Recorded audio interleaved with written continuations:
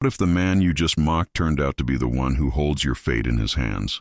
When a beggar arrives at the castle gate seeking shelter, he's met with cruelty and laughter. But no one realizes, not the guards, not the nobles, not even the crowd, that this man is actually the king in disguise. What happens next will reveal more than just the truth about power. It will expose the kingdom's soul. Thank you so much for watching and for all your comments. Let me know at the end if you like the story and where you're watching from and why you're following this.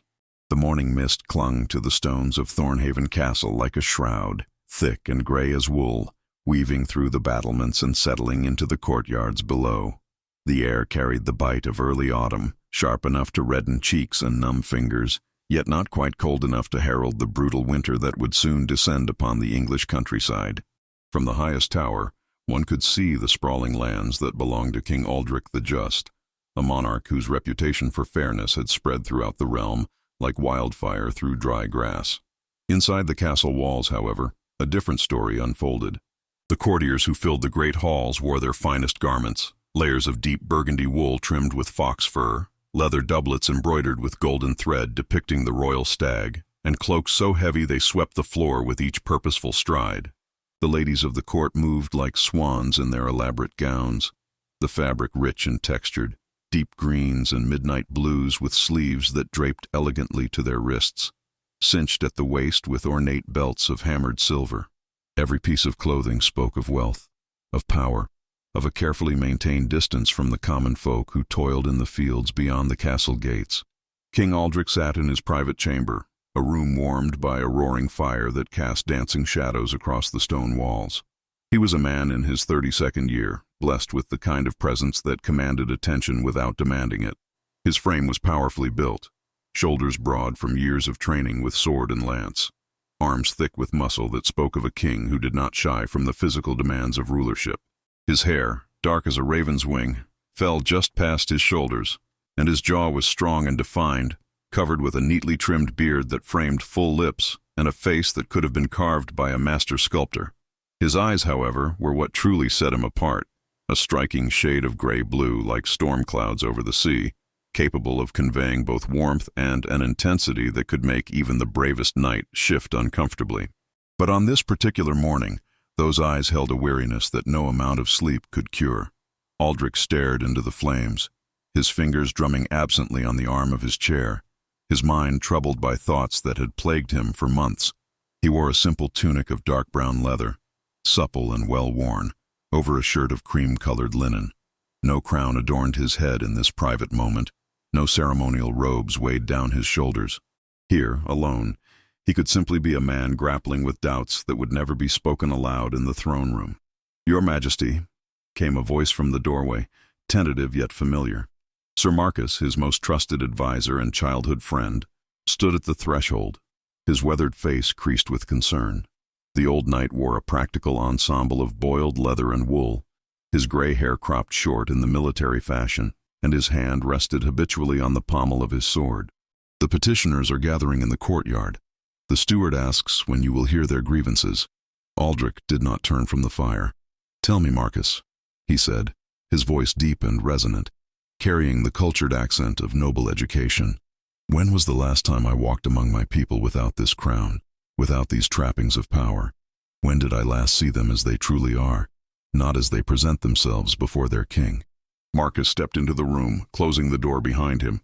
He had known Aldric since they were boys, had taught him to ride, to fight, to think critically about the world around them. "My lord, what troubles you? Speak plainly with me, as we did when we were young, and the weight of the kingdom had not yet settled upon your shoulders." The king finally turned, and Marcus saw in those storm-cloud eyes a determination that he recognized from years past, a look that preceded decisions both brilliant and reckless.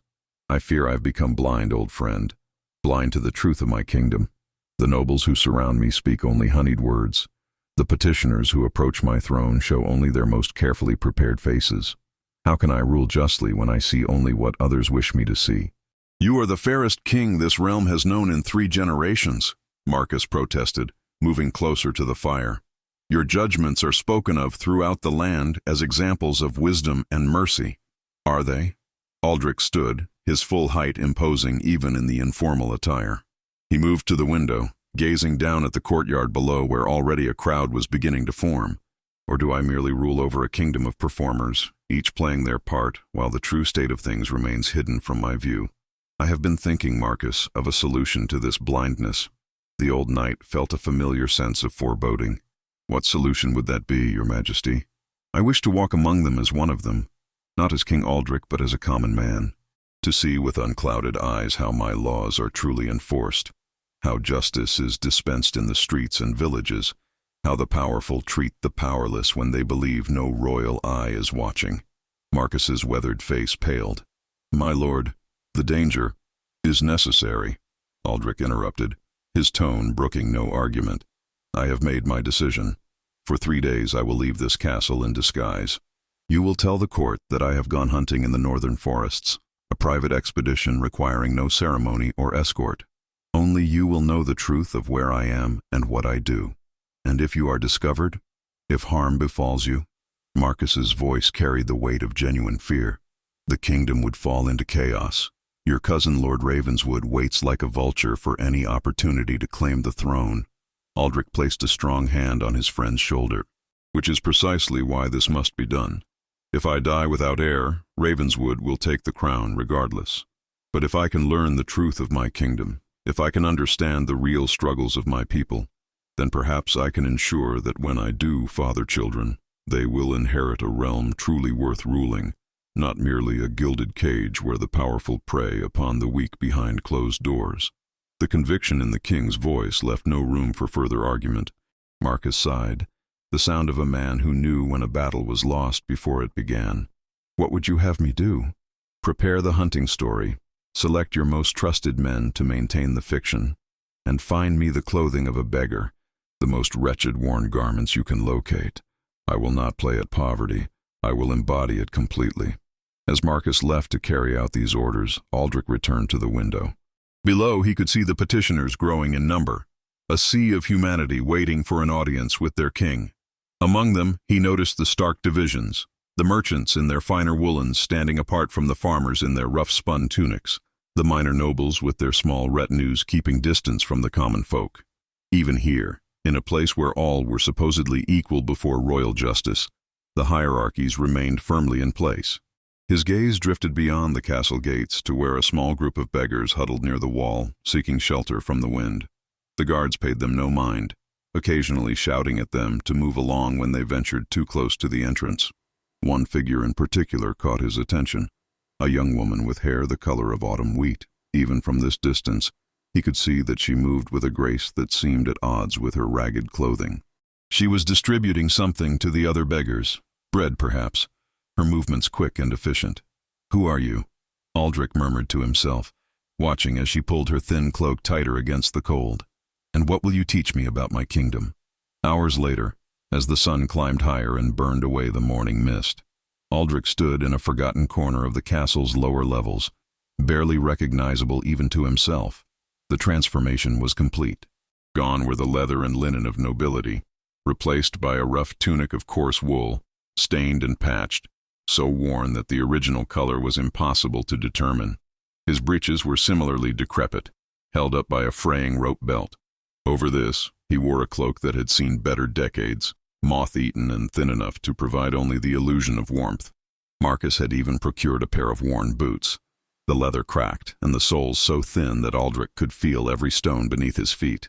Your Majesty, Marcus began, his voice thick with emotion as he took in the sight of his king dressed as the lowest of the low.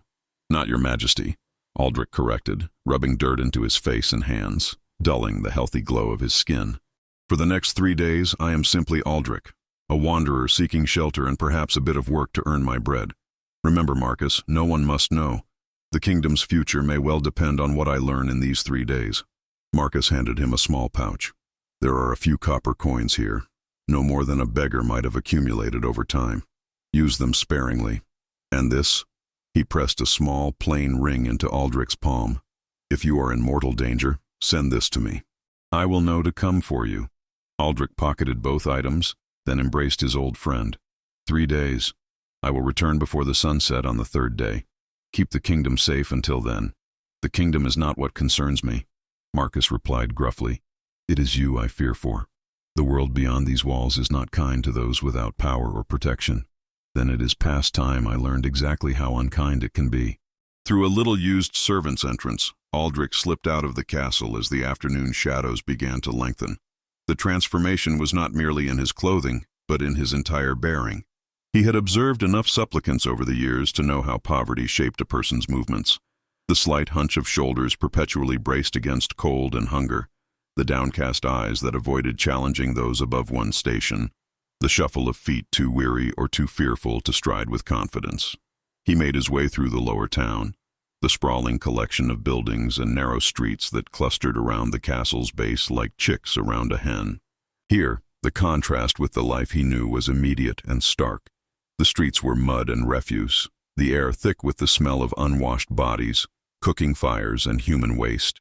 Children ran barefoot between the buildings, their laughter a bright counterpoint to the grimness of their surroundings. Women carried water from the central well, their backs bent under the weight of heavy buckets, their faces lined with exhaustion that went bone deep. No one gave him a second glance. He was simply another unfortunate soul, one more anonymous face in the endless parade of the struggling and the forgotten. The realization was both liberating and deeply unsettling. All his life, Aldrich had been someone, a prince, then a king, always important, always noticed. This invisibility was a new experience, and he found himself uncertain whether to embrace it or rail against it. As evening approached, he made his way back toward the castle, intending to observe how the guards treated those who came seeking shelter or aid. The massive gates were closed now, the drawbridge raised, but smaller doors set into the walls allowed controlled access. A crowd had gathered near one such entrance, and Aldrich joined them, keeping to the edges, watching and listening. The young woman he had noticed earlier was there, her golden hair now covered by a hood, but he recognized her bearing. She stood with a small group of other beggars, and as he watched, she stepped forward to speak with the guard at the door. "Please, sir." Her voice was soft but clear, carrying an accent that spoke of education despite her current circumstances. "We seek only a place to sleep in the stables. The night will be cold, and there are children among us."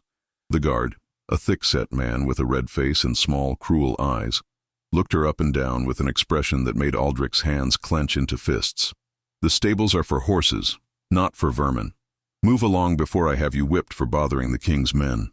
"We mean no trouble," the young woman persisted, and Aldrich admired her courage, even as he recognized the danger in it. "Surely there is some small corner where we might—" "I said move along." The guard's hand went to the whip at his belt. "Or perhaps you'd like to earn your shelter a different way." His leer was unmistakable, and several of the other guards laughed. Aldrich felt rage building in his chest, hot and fierce. This was happening at his gates, under his banner, by men who drew their pay from his treasury. But he forced himself to remain still, to observe, to learn. If he revealed himself now, he would see only what people showed a king. He needed to see more, to understand the full scope of what occurred when royal eyes were thought to be elsewhere. The young woman's face flushed with anger and humiliation, but she stepped back, gathering the other beggars with a gesture. "Come," she said quietly. "We will find shelter elsewhere." As they turned to leave, one of the younger children stumbled, falling into the mud. The guard who had spoken so cruelly kicked out, his boot connecting with the child's side. "Clumsy whelp." "That's for getting mud on my boots!" the child cried out, and the young woman rushed to help, her eyes blazing with fury that she had to swallow down. Aldrich took a step forward, his hand moving instinctively to where his sword would normally hang, but he caught himself. Not yet, not now, but soon, very soon, there would be a reckoning for this cruelty. He followed the small group as they made their way through the darkening streets, keeping his distance, observing how they moved together, how the young woman checked on each person, making sure the injured child could walk. They eventually found shelter in an abandoned building. Its roof partially collapsed, but enough intact to provide some protection from the elements. Aldrich approached slowly, making sure his footsteps could be heard. The young woman turned sharply, placing herself between him and the others, her hand gripping a piece of broken wood as a makeshift weapon. "Peace," Aldrich said, raising his hands and keeping his voice rough, disguising the educated tones that would mark him as something other than what he appeared. I mean no harm. I seek only shelter, same as you. Her eyes, he could see now even in the dim light, were a remarkable shade of green, sharp and intelligent, assessing him with a wariness born of hard experience. There is barely enough room for those already here. I require little space, he replied, and I have some bread I can share. He pulled out a small loaf he had purchased earlier with some of the copper coins Marcus had given him. The mention of food changed the equation. The young woman's expression softened slightly, though her guard remained up. Very well, but any trouble, and you leave immediately. Agreed. Aldrich settled himself against a wall, breaking the bread into portions and passing it around. The gratitude in the faces of those who received it was humbling. Such a small thing, a bit of bread he would not have thought twice about in his former life, and yet here it was received as a precious gift. The night settled over the abandoned building like a heavy blanket, bringing with it a cold that seeped through every crack in the walls and every gap in the damaged roof. Aldrich sat with his back against the crumbling stone, watching as the young woman moved among her small group with practiced efficiency, checking on the injured child, redistributing the meager scraps of cloth they had as blankets, offering quiet words of comfort to those who seemed most distressed by their circumstances. He found himself studying her with increasing curiosity. Even in the dim light of the small fire they had managed to kindle from scraps of wood, he could see that she possessed a beauty that poverty and hardship had not managed to diminish. Her features were delicate yet strong, high cheekbones that caught the firelight, a straight nose and those remarkable green eyes that seemed to miss nothing. Her hair, though tangled and in need of washing, fell in waves past her shoulders, the color reminding him of ripened wheat fields in summer. But it was not merely her physical appearance that captured his attention. It was the way she carried herself, the intelligence that shone in her eyes, the compassion evident in every gesture as she cared for the others. When she finally settled near the fire, pulling her thin cloak tighter around her shoulders, Aldrich spoke softly, careful not to disturb those who had already drifted into exhausted sleep. You have a kind heart, to care for strangers as you do. She glanced at him, wariness still present but tempered now by fatigue. We are all strangers to someone. That does not mean we should not help one another when we can. A noble sentiment, Aldrich observed, choosing his words carefully. You speak well, better than most who find themselves in such circumstances. If you do not mind my asking, how did you come to be here, living as you do? For a long moment she did not answer, and he thought perhaps he had overstepped, asked too much too soon. But then she sighed, her shoulders sagging slightly as if the weight of memory pressed down upon them. My name is Rowena, she said quietly, and my story is not so different from many others, I suspect. I was born to a family of modest means. My father was a scribe in the household of Lord Blackwood, a minor noble whose lands lay 2 days' ride from here. We were not wealthy, but we were comfortable. My father taught me to read and write, insisted that knowledge was a treasure that could never be taken away. She paused, staring into the flames, and Aldrich saw pain flicker across her face. He was wrong about that last part. Everything can be taken away, given the right circumstances and the wrong people. What happened? Aldrich asked gently, genuinely wanting to understand, needing to know the stories of suffering that unfolded in his kingdom while he sat secure behind castle walls. Rowena pulled her knees up to her chest, wrapping her arms around them. Lord Blackwood died 3 years ago. His son inherited the title and the lands, and the son was nothing like the father. Where Lord Blackwood had been fair and just, his son was cruel and greedy. He began finding ways to extract more money from everyone in his service, reducing wages, increasing rents on the cottages where his workers lived, demanding bribes for the simplest requests. My father protested. He was an honest man, a good man, and he could not stand by and watch people suffer. Aldrich felt his jaw tighten. He knew Lord Blackwood's son, had met him at court. The young lord presented himself as charming and cultured, spoke eloquently about justice and duty. Another mask, another performance for the king's benefit. The young Lord Blackwood accused my father of theft, Rowena continued, her voice becoming harder, edged with bitterness. He claimed that my father had been embezzling money from the household accounts for years. It was a lie, a complete fabrication. But who would believe a mere scribe over a lord? My father was stripped of his position, thrown into the dungeons. He died there 3 months later, from fever and despair. My mother did not survive him by long. Grief took her before the winter ended. And you? Aldrich asked, though he suspected he knew the answer. I was left with nothing. No family, no home, no prospects.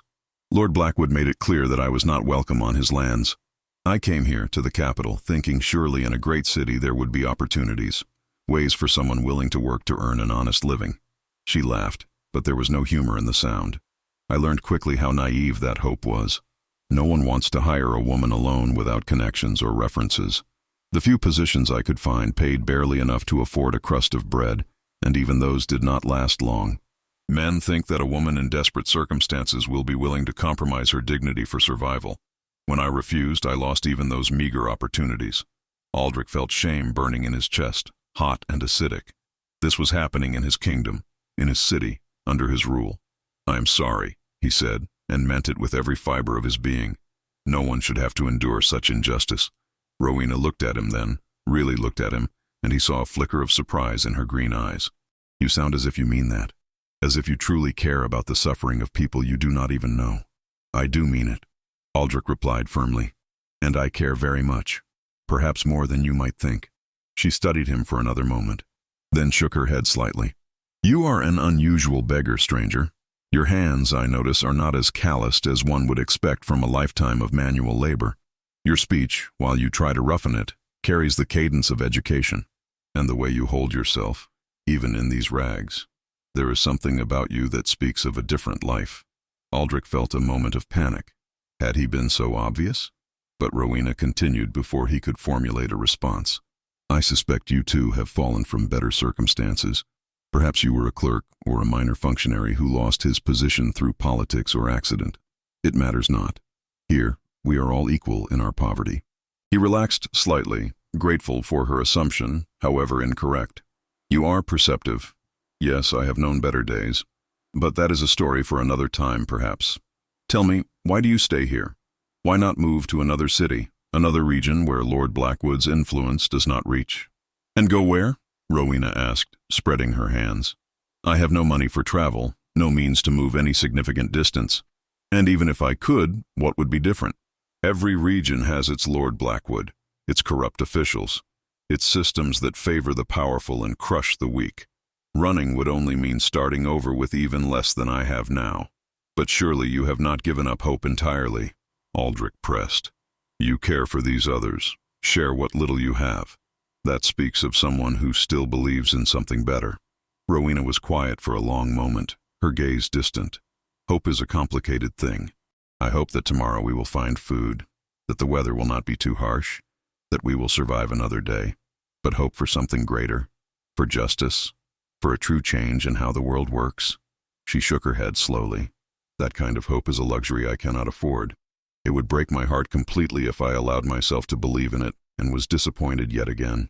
Aldrich wanted to tell her that change was possible, that justice could be real, that he himself would ensure that people like Lord Blackwood's son faced consequences for their cruelty. But he held his tongue. Words were easy, actions were what mattered, and he needed to see more, understand more, before he could begin to address the rot that had apparently spread through his kingdom. The child who was kicked earlier, he said, changing the subject. Is she yours? No, Rowena replied. Her name is Eliza. Her mother died in childbirth 4 months ago. Her father in an accident at the docks 2 months before that. She has no one, so I look after her as best I can. She and the others here, we are not blood family, but we are family nonetheless. We protect each other, share what we have, try to keep each other from despair. Aldrich looked around at the sleeping forms, at this makeshift family born of necessity and hardship. An old man whose cough spoke of illness settling deep in his lungs. 2 young men, brothers perhaps, their faces gaunt with hunger. A woman who clutched a bundle of rags to her chest as if it were precious treasure, each of them with their own story of loss and suffering, each of them invisible to those who walked past them in the streets. The guard at the castle gate, Aldrich said carefully. The one who struck Eliza. Does he behave that way often? Rowena's expression darkened. He and others like him. They see us as less than human, as vermin to be kicked aside or abused for their entertainment. We cannot complain, cannot seek justice through proper channels. Who would listen to a beggar's complaint against a guardsman? Who would care? Someone should care. Aldrich said quietly, but with an intensity that made Rowena look at him sharply. Should, yes, but does anyone? She stood, moving to check on Eliza, who had begun to whimper in her sleep. Rowena knelt beside the child, brushing hair back from her face, murmuring soft reassurances until the girl settled again. Watching her, Aldrich felt something shift in his chest, an emotion he could not quite name. Here was genuine nobility, not the kind bestowed by birth or title, but the kind that came from choosing compassion and kindness, even when the world offered nothing but cruelty in return. Rowena had every reason to be bitter, to think only of her own survival, yet she spent her energy caring for others who had even less than she did. You should rest, Rowena said, returning to her spot by the fire. Tomorrow will bring its own challenges. We rise early, before the markets open, to search for work or scraps. If you wish to stay with us, you are welcome, but you must carry your own weight. I will, Aldrich promised. And I thank you for your hospitality, meager though these accommodations may be. Rowena smiled then, a real smile that transformed her face, making her even more beautiful. Meager accommodations they may be, but they are honest ones, shared freely. That is more than can be said for many of the fine houses in this city, where luxury conceals hearts as cold as stone. Aldrich settled back against the wall, pulling his ragged cloak around himself. Despite the cold, despite the hard floor and the gaps in the roof through which he could see stars glittering in the night sky, he found himself thinking that perhaps he had learned more in these few hours than in years of sitting on his throne, listening to carefully prepared petitions. As he drifted toward sleep, his mind was already working, planning. 3 days he had given himself. 3 days to understand the true state of his kingdom. And then, when he returned to his throne, there would be changes. There had to be. The faces of these people, Rowena's story, the casual cruelty of his own guards, these things could not be ignored, could not be tolerated. But there was something else, too, something that went beyond duty and justice. He found his thoughts returning to Rowena, to the strength he saw in her, the intelligence, the compassion that survived despite everything she had endured. She intrigued him in a way no one had in longer than he could remember. The ladies of the court, with their practiced manners and calculated words, suddenly seemed like pale imitations of humanity compared to this woman who had nothing yet gave everything. He opened his eyes, looking across the dying fire to where Rowena had finally allowed herself to rest. Even in sleep, there was a tension in her posture, as if she could not fully relax, could not fully trust that she was safe. Aldrich made a silent vow in that moment. Whatever else came from these 3 days, he would find a way to help her, to give her back some measure of the life that had been stolen from her by corruption and cruelty. The night deepened, and one by one, the others in their small group fell into fitful sleep. Aldrich kept watch for a while, feeding small pieces of wood to the fire to keep it alive, thinking about justice and duty, about the distance between what should be and what was. Finally, exhaustion claimed him too, and he slept, his dreams troubled by images of locked gates and cruel laughter, of beauty in rags and truth hiding beneath disguises. When dawn came, gray and cold, he woke to find Rowena already up, moving quietly, so as not to disturb the others. She noticed him stirring and came over, crouching beside him. "There is a baker on Market Street," she whispered.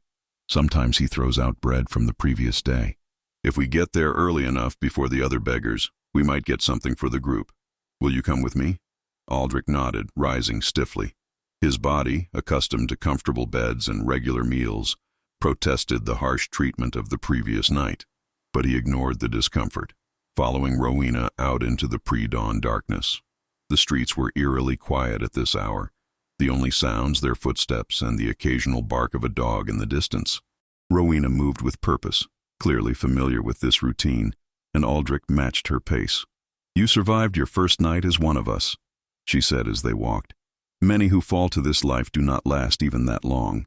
They lose hope too quickly, or make foolish decisions born of desperation." "I have more reason to survive than you might think," Aldrich replied, "and I am learning much that I needed to learn." Rowena glanced at him curiously, but did not press for details. They reached Market Street as the first hints of dawn began to lighten the eastern sky. True to Rowena's words, the baker was just emerging from his shop, carrying a basket of day-old bread. "Please, sir," Rowena called out, her voice respectful but not servile. Might you spare some bread for those in need? The baker, a rotund man with flour permanently dusted into the creases of his face, looked them over with a critical eye. For a moment Aldrich thought he would refuse, but then the man's expression softened slightly. I suppose these loaves will only go to waste otherwise, he grumbled, handing over 3 loaves. But do not make a habit of this. I am a businessman, not a charity house. Thank you, sir, Rowena said warmly. Your kindness will be remembered. As they walked back, the loaves clutched carefully, Aldrich found himself smiling. You have a gift for dealing with people. You knew exactly how to approach him, what tone to take. Rowena shrugged, though Aldrich could see a hint of pleasure in her expression at the compliment. When you live as we do, you learn quickly how to read people, how to appeal to whatever spark of decency might remain in them. The baker is not a bad man, merely a cautious one. He fears that if he is too generous, he will be overwhelmed by those seeking his charity. So I ask humbly but with dignity, showing him that we are grateful but not groveling. Most people respond better to that than to desperate begging. You are wise beyond your years, Aldrich observed as they navigated the awakening streets. Merchants were beginning to set up their stalls, and the city was slowly coming to life around them. How old are you, if I may ask? I have seen 23 summers, Rowena replied. Though sometimes I feel as if I have lived twice that many years, given all that has happened. And you? You seem a man in his prime, though these circumstances have clearly worn on you. 32, Aldrich answered truthfully, seeing no reason to lie about this particular detail. Old enough to have seen much of the world, young enough to still hope to change some of what I have seen. They returned to find the others beginning to wake, and the bread was received with the kind of gratitude that made Aldrich's chest tighten with emotion. Little Eliza, her side still bruised from the guard's boot, smiled as she ate her portion, and Aldrich found himself thinking of the children of nobles he had seen at court, children who would throw tantrums if their breakfast was not prepared exactly to their liking. The contrast was stark and deeply troubling. After the meager meal, the group dispersed, each person going their own way to seek work or beg for coins. Rowena prepared to leave as well, and Aldrich spoke up quickly. May I accompany you? I am new to this life and could benefit from your knowledge of how best to survive it. Rowena considered him for a moment, then nodded. Very well, but stay close and follow my lead. There are dangers in these streets for those who do not know how to navigate them. They spent the morning moving through the city, and Aldrich saw his capital through entirely new eyes. Rowena showed him which merchants were most likely to offer day labor in exchange for a few coins, which neighborhoods were safe for people like them, and which were controlled by gangs who would rob even those who had nothing. She pointed out the constables who might be sympathetic and those who would beat a beggar for sport. At midday they found themselves near the castle gates again, and Aldrich felt a strange sensation seeing his home from this perspective. The massive stone walls that had always represented security and strength now seemed like barriers, separating the privileged few from the struggling many. A commotion drew their attention. A fine carriage had arrived, bearing the crest of Lord Pembroke, one of the most powerful nobles in the kingdom. The guards at the gate immediately snapped to attention, bowing and scraping as the carriage passed through. The contrast with how those same guards had treated Rowena and the others the previous evening could not have been more pronounced. See how quickly they bend their backs for those with wealth and title, Rowena said quietly, bitterness creeping into her voice. Yet we who ask only for the smallest mercy are kicked and cursed at. Aldrich watched as more nobles arrived, a steady stream of wealth and power flowing into the castle. He recognized many of them, had sat in council with them, had considered some of them friends. Now he wondered how many of them behaved like Lord Blackwood's son when they were away from the royal court. How many of them abused their power and oppressed those beneath them. I have heard, Rowena continued, her gaze fixed on the castle, that King Aldrich is called the Just. They say he is fair in his judgments, that he cares for all his subjects equally. But how can that be true when such cruelty happens at his very gates? Either he does not know, which means he is blind to the suffering of his people, or he does know and does nothing, which means the title is a lie. The words stung, even though Aldrich knew they came from legitimate grievance. Perhaps, he said carefully, the king does not know. Perhaps those who should inform him of such things choose not to, preferring to keep him ignorant so they can continue their abuses unchecked. Rowena turned to look at him, her green eyes searching his face. You defend him? A king so isolated from his people that he does not know how they suffer? I do not defend the situation, Aldrich clarified, choosing his words with great care. I only suggest that perhaps the fault lies not entirely with the king himself, but with a system that has grown corrupt around him. A good man can rule poorly if he is surrounded by those who deceive him and keep the truth hidden. A good man would not allow himself to be so deceived, Rowena countered. A good king would walk among his people, would see with his own eyes how his laws are enforced, how justice is dispensed. He would not sit comfortable in his castle while children are kicked in the streets and honest people starve for want of fair wages. Aldrich could not argue with that assessment, for it was precisely the conclusion that had led him to this disguise in the first place. You are right, he admitted.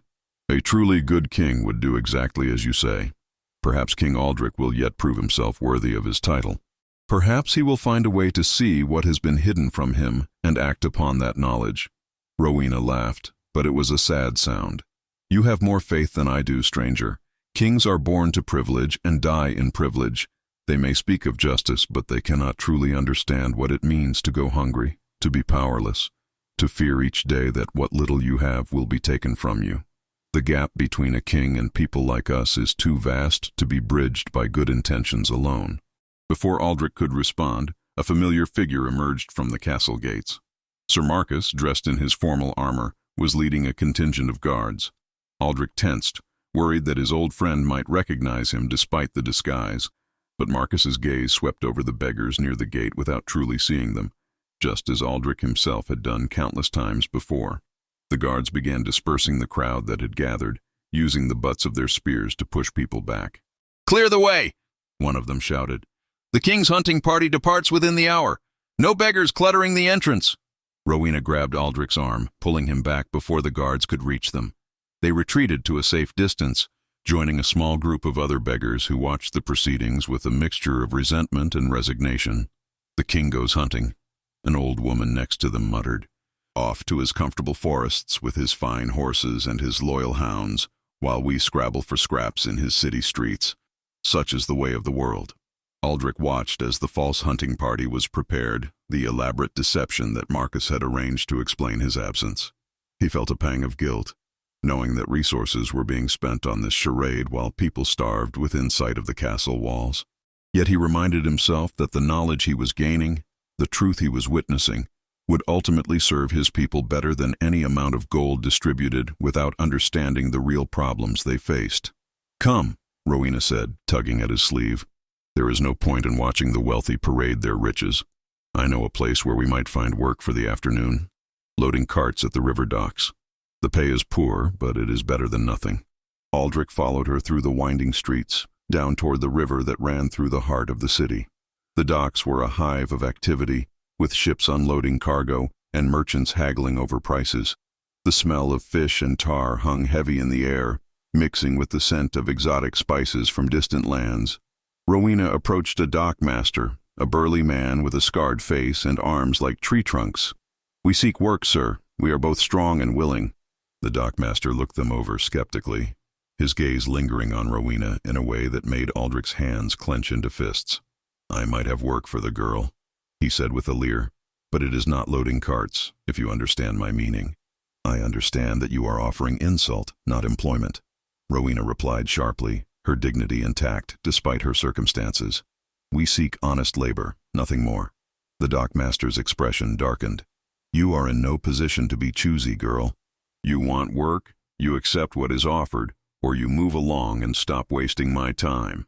Aldrich stepped forward, placing himself slightly between Rowena and the dockmaster. "The lady has made herself clear. If you have no honest work to offer, then we will indeed move along. But show her the respect she deserves, regardless of the clothes she wears." The dockmaster's eyes narrowed dangerously. "And who are you to tell me how to speak? Another filthy beggar with ideas above his station?" He moved closer, using his superior size to intimidate. "Perhaps you need a lesson in knowing your place." Aldrich held his ground, every instinct screaming at him to respond as he had been trained, to fight, to assert his authority, but he could not without revealing himself. So instead, he met the dockmaster's gaze steadily and spoke with quiet firmness. I am someone who believes that all people deserve basic dignity, regardless of their station. That is not an idea above anyone's station. It is a truth that should be self-evident. For a tense moment, violence hung in the air between them. Then, surprisingly, the dockmaster stepped back, something like grudging respect flickering in his eyes. You have spine. I will give you that. Most beggars would have cowered and run by now. He jerked his thumb toward a stack of crates. Fine. You can both work. 4 hours of loading, and I will pay you 3 copper coins each. Take it or leave it. We will take it, Rowena said quickly, before Aldrich could protest the unfairness of the wage. The next 4 hours were among the most physically demanding of Aldrich's life. The crates were heavy, filled with goods from the ships, and had to be carried from the docks to the nearby warehouses. His muscles, though strong from training with weapons, were not accustomed to this kind of sustained labor. Sweat soaked through his rough tunic despite the cool air, and his back began to ache with a persistence that no amount of shifting position could alleviate. Rowena worked beside him, her face flushed with effort, but her pace steady. Aldrich found himself admiring her strength, both physical and mental. She did not complain, did not slow, simply continued moving one crate after another with determination that spoke of practice born from necessity. During a brief rest, while the dockmaster was occupied elsewhere, Rowena handed Aldrich a water skin. You are not accustomed to such labor, she observed. Your body fights against it, though you try to hide your discomfort. I am learning, Aldrich replied, drinking gratefully. Learning what it means to earn one's bread through such work, to understand the true cost of survival for those without other options. Why do you speak as if you are conducting some kind of study? Rowena asked, tilting her head curiously. Most people in our situation simply endure it. They do not philosophize about it. Aldrich realized he had been too careless with his words, too obvious in his outsider perspective. Perhaps I am simply a man who thinks too much, he said with a self-deprecating smile. A habit from my former life that I cannot seem to shake, even in these reduced circumstances. Rowena studied him for a long moment, and Aldrich had the uncomfortable feeling that she saw more than he wished to reveal. But before she could question him further, the dockmaster's voice bellowed across the dock, summoning them back to work. By the time the 4 hours were complete, Aldrich's entire body screamed with fatigue. His hands were blistered, his shoulders burned, and he had developed a deep appreciation for the strength required to survive through manual labor. When the dockmaster handed them their coins, 6 pieces of copper that represented hours of back-breaking work, Aldrich understood in a visceral way how inadequate such wages were. As they walked away from the docks, Rowena counted her coins carefully. This will buy bread for the group tonight and perhaps some cheese if we are fortunate. Tomorrow we will have to find more work, and the day after that, and the day after that. Such is our existence, an endless cycle of labor for barely enough to survive. It should not be this way, Aldrich said, his voice rough with emotion and exhaustion. People who work as hard as you do should be able to afford more than mere survival. They should have the opportunity to improve their circumstances, to hope for something better. Should, Rowena repeated, that word again that seemed to encompass all the distance between the world as it was and the world as it ought to be. You use that word often. Should implies that someone somewhere has the power to change things but chooses not to. Who would that someone be? The king in his castle? The nobles in their estates? The merchants who grow fat on the labor of others? They all benefit from things remaining as they are. Why would they change a system that serves them so well? Aldrich had no answer to give her that would not reveal too much, so he remained silent as they made their way back through the darkening streets. The evening was settling over the city, bringing with it a cold wind that cut through their thin clothing like knives. Around them, the city transformed as night approached. The respectable merchants and citizens retreated to their homes, while a different population emerged, those who had nowhere to go, those who conducted their business in shadows, those for whom night was simply another arena of survival. They stopped at a small market stall where a weathered woman sold bread and cheese. Rowena negotiated carefully, extracting the maximum value from their meager coins. Aldrich watched the transaction, noting how the vendor tried to shortchange them, how Rowena had to count and recount to ensure they received what they had paid for. Even in these small exchanges, he saw the constant struggle, the need to be ever vigilant against those who would take advantage. As they walked back toward the abandoned building that served as their shelter, They passed through a square where a crowd had gathered. Curious, Aldrich moved closer to see what had drawn their attention. In the center of the square, mounted on a wooden platform, stood a town crier reading from an official proclamation. By order of His Majesty King Aldrich the Just, the crier announced in a voice trained to carry across crowds, all merchants are reminded that fair weights and measures must be used in all transactions. Any found guilty of cheating customers will face fines and potential loss of license. Furthermore, the king declares that wages for laborers must be sufficient to allow for basic sustenance, and any employer found to be exploiting workers will answer to the royal magistrate. Murmurs rippled through the crowd, a mixture of skepticism and cautious hope. Aldrich felt a surge of frustration. He had issued those proclamations months ago, genuinely believing they would make a difference. Yet here he stood, having witnessed firsthand how thoroughly those laws were being ignored. The dockmaster who had paid them a pittance for hours of hard labor, the vendor who had tried to cheat them on the bread, the guards who abused beggars at the castle gates. All of these violations happened in plain sight, and apparently without consequence. "Pretty words," Rowena said quietly beside him, her voice carrying a bitterness that cut deep. The king proclaims fair treatment, yet nothing changes. Either his officials do not enforce his laws, or the laws themselves are merely for show, designed to make the common people believe their ruler cares, while changing nothing of substance. What if the king truly does not know how thoroughly his laws are being disregarded? Aldrich asked, needing to understand her perspective. What if he believes his proclamations are being followed, that his vision of justice is being realized, because those around him tell him it is so? Rowena turned to face him fully, her green eyes flashing with emotion in the fading light. Then he is a fool, and a dangerous one at that. A king who does not verify that his will is being done, who trusts the word of nobles and officials without seeing for himself the reality of his kingdom, is not fit to rule. Good intentions mean nothing without the wisdom and courage to ensure they are translated into action. Her words were harsh, but Aldrich could not argue with the logic behind them. She was right. He had been exactly that kind of fool, sitting in his comfortable throne room, issuing decrees and assuming they would be followed simply because he had commanded it. The arrogance of that assumption now seemed staggering. The crowd began to disperse as the crier finished his proclamation and moved on to announce other news. Aldrich and Rowena continued their journey back to the shelter, but Aldrich's mind was churning with thoughts and plans. 2 more days of his self-imposed exile remained. 2 more days to observe and learn before he could return to his throne and begin the real work of reform. When they arrived back at the abandoned building, they found the others already there. Little Eliza ran to Rowena with a child's enthusiasm, wrapping her arms around the young woman's waist. "Did you find work? Did you bring food?" "We did indeed," Rowena said warmly, kneeling to the child's level and gently examining the bruise on her side. "How do you feel today, little one? Does it hurt very much?" "Only when I move too quickly," Eliza replied with the resilience of youth. "But I was careful today, just as you told me to be." Rowena distributed the bread and cheese, ensuring that Eliza and the old man with the persistent cough received slightly larger portions. Aldrich noted this quiet act of compassion, how she cared for the most vulnerable even when it meant she herself would have less.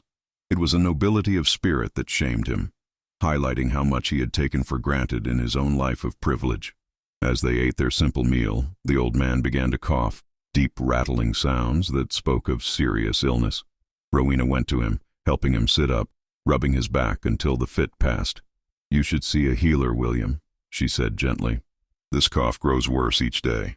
William shook his head, his weathered face resigned. "And pay with what, girl? Healers want coin, not promises. Besides, at my age, what does it matter? I have lived long enough, seen enough. If this cough takes me, at least my suffering will end."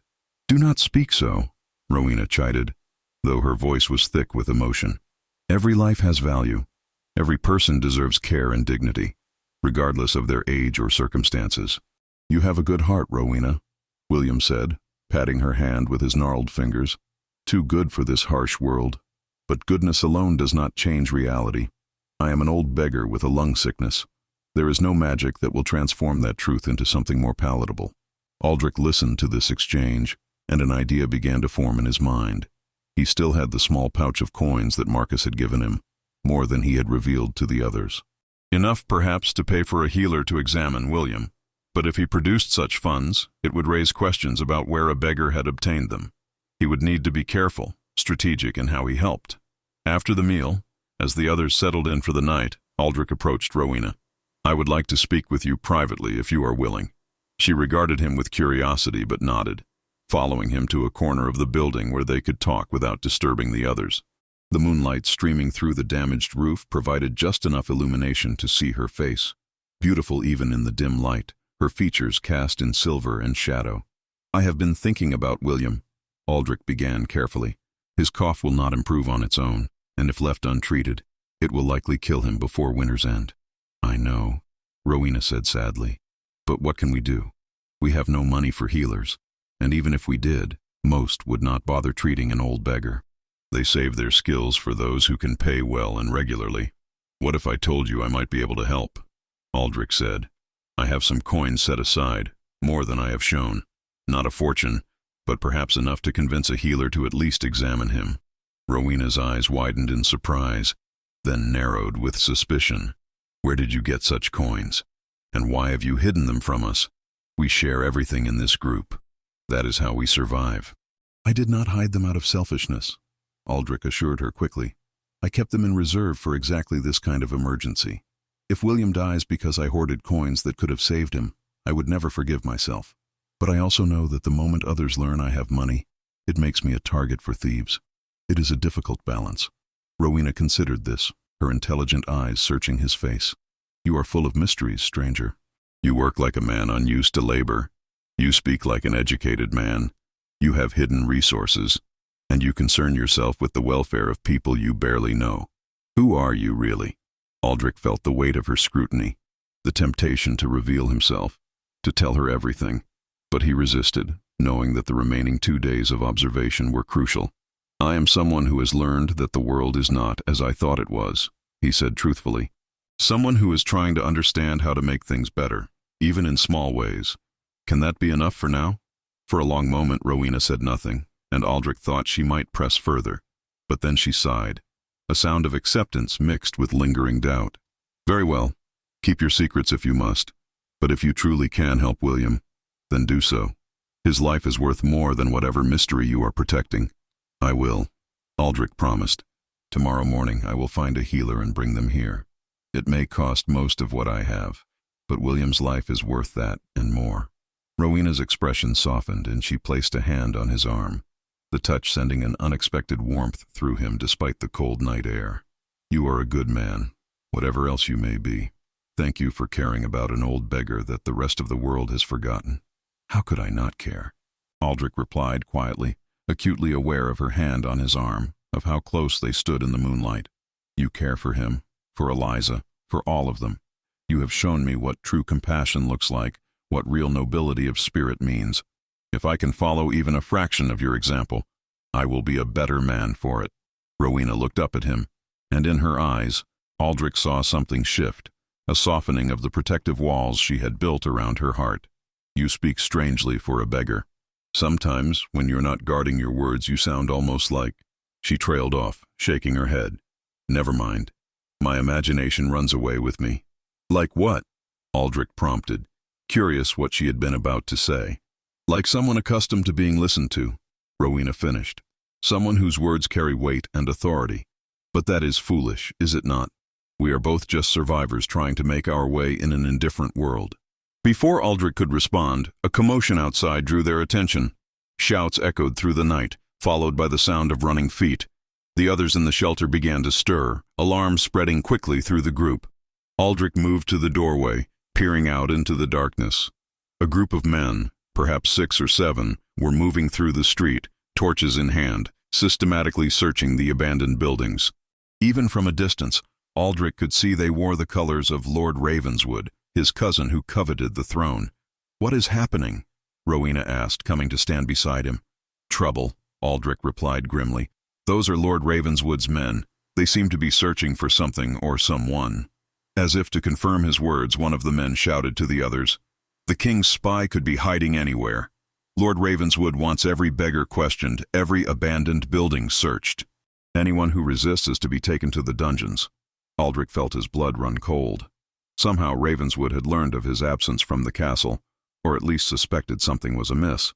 His cousin was using the opportunity to consolidate power, perhaps even to search for evidence of Aldrich's whereabouts.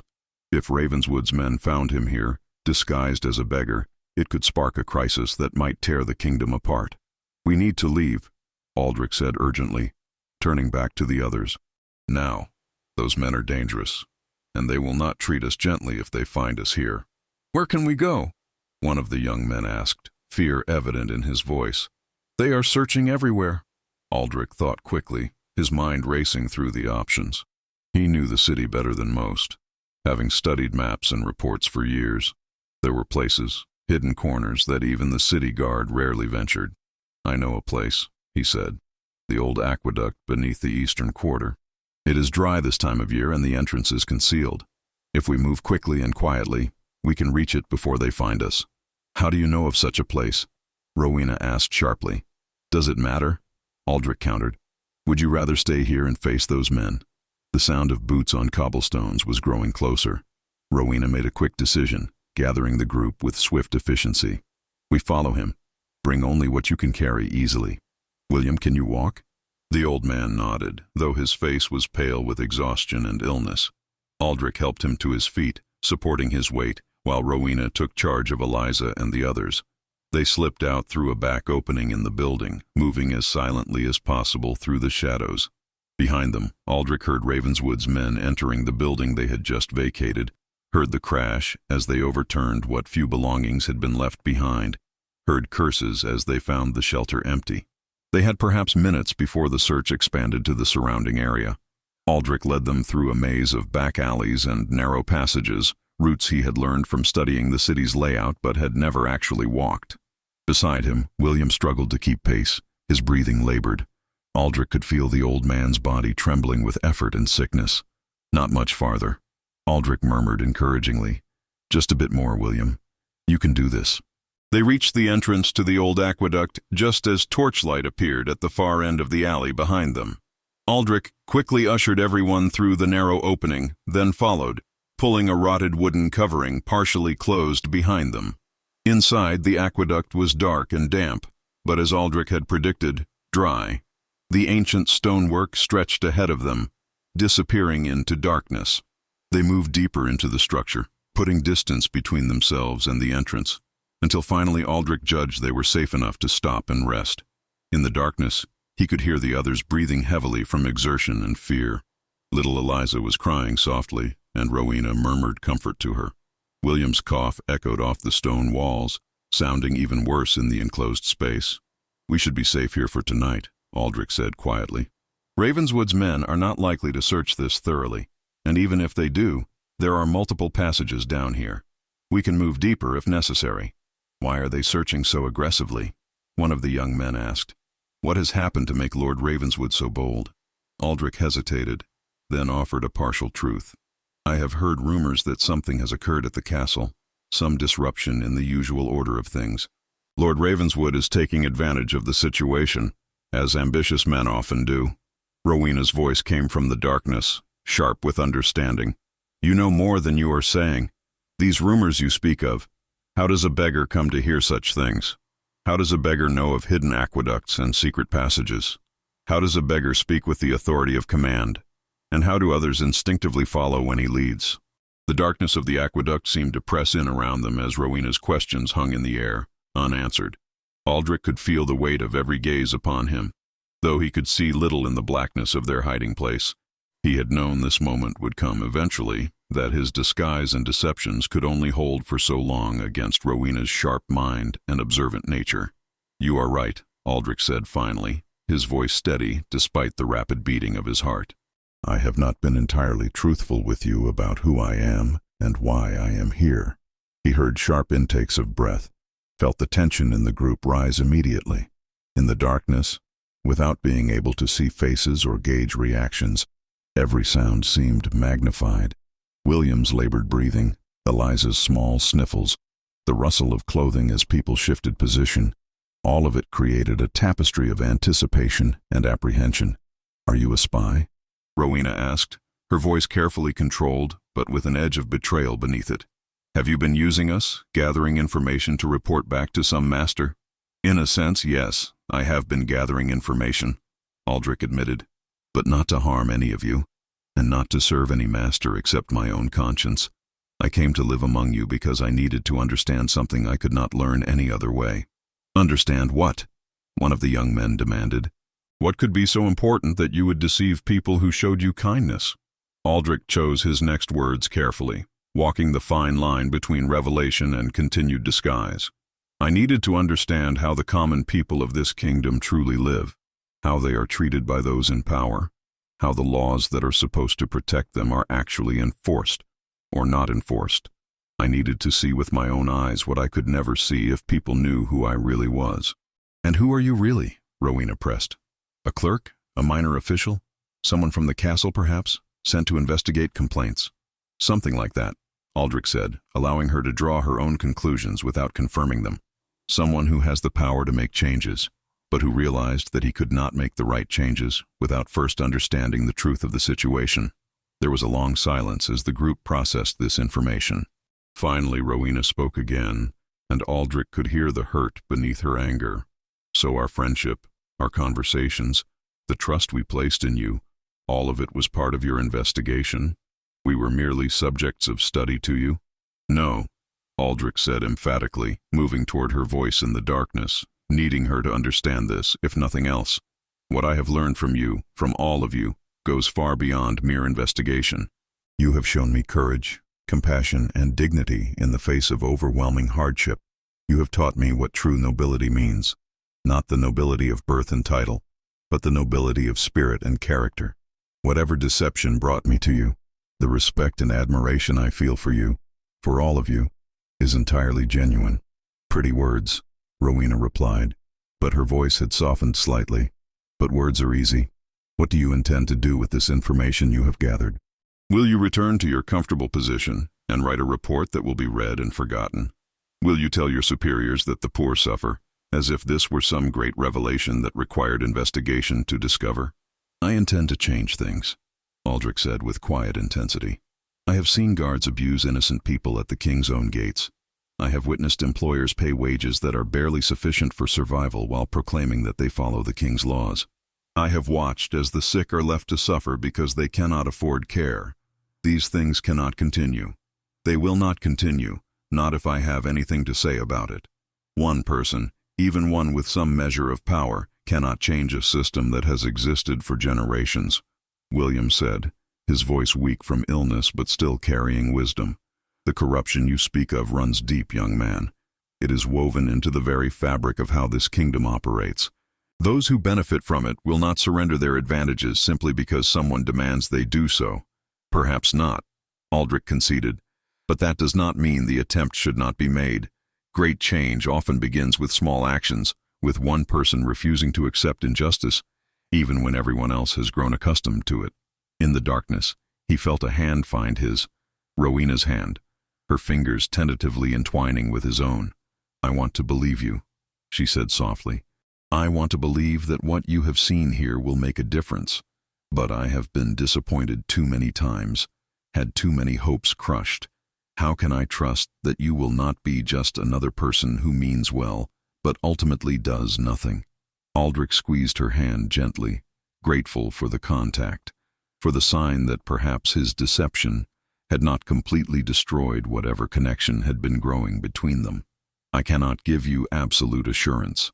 I can only give you my word that I will do everything in my power to address what I have witnessed, and I can promise that I will not forget you, any of you, or the lessons you have taught me.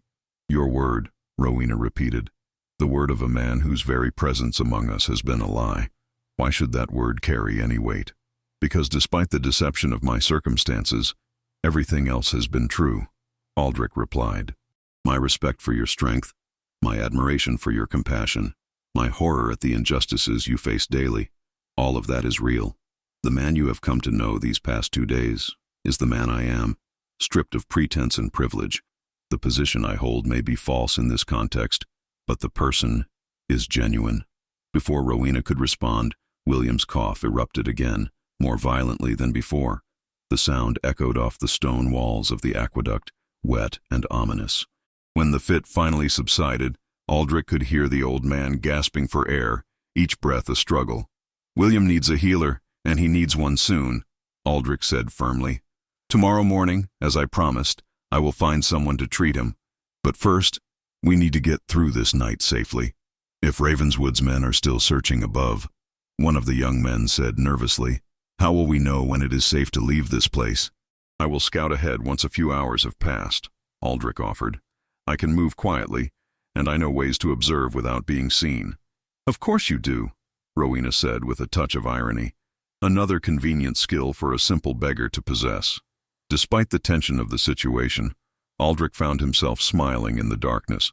"You may mock, but those skills will serve us well tonight. For now, try to rest. It will be a long night, but we are safe here." The group settled as comfortably as they could on the cold stone floor of the aqueduct. Aldrich positioned himself near the passage entrance, ready to respond to any threat, while William's labored breathing and occasional coughs provided a troubling rhythm to the darkness. After perhaps 2 hours, when William's breathing had finally settled into something resembling sleep, Rowena made her way to where Aldrich sat.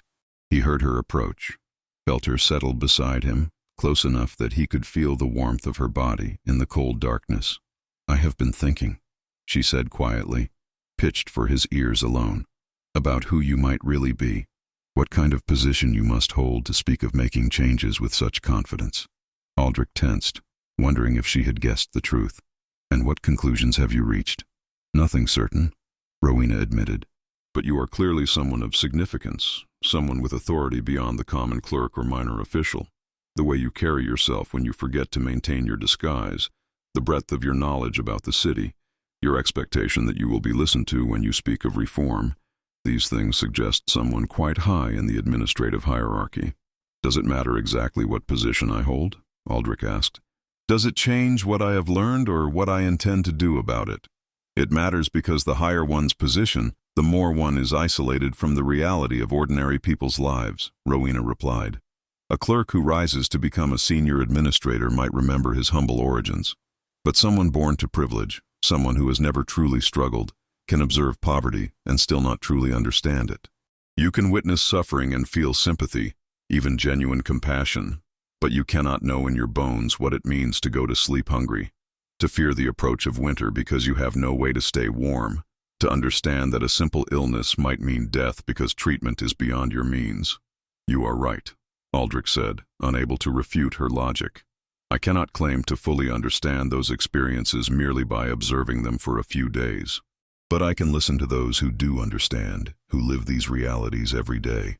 I can learn from them, take their knowledge and their insights, and use whatever power I have to make their burden lighter." Rowena was quiet for a moment, and then she said something that surprised him. "Tell me about your life, your real life. Not the position you hold or the power you wield, but who you are as a person. What made you decide to do this, to disguise yourself and live among beggars?" "That is not a choice most people in positions of authority would make." Aldrich considered how much to reveal, then decided that some truth at least was owed to her. "I grew up surrounded by privilege and power. From my earliest memories, I was taught that with great power comes great responsibility, that those who lead must serve those they lead. But as I grew older, I began to see a disconnect between the ideals I was taught and the reality I observed.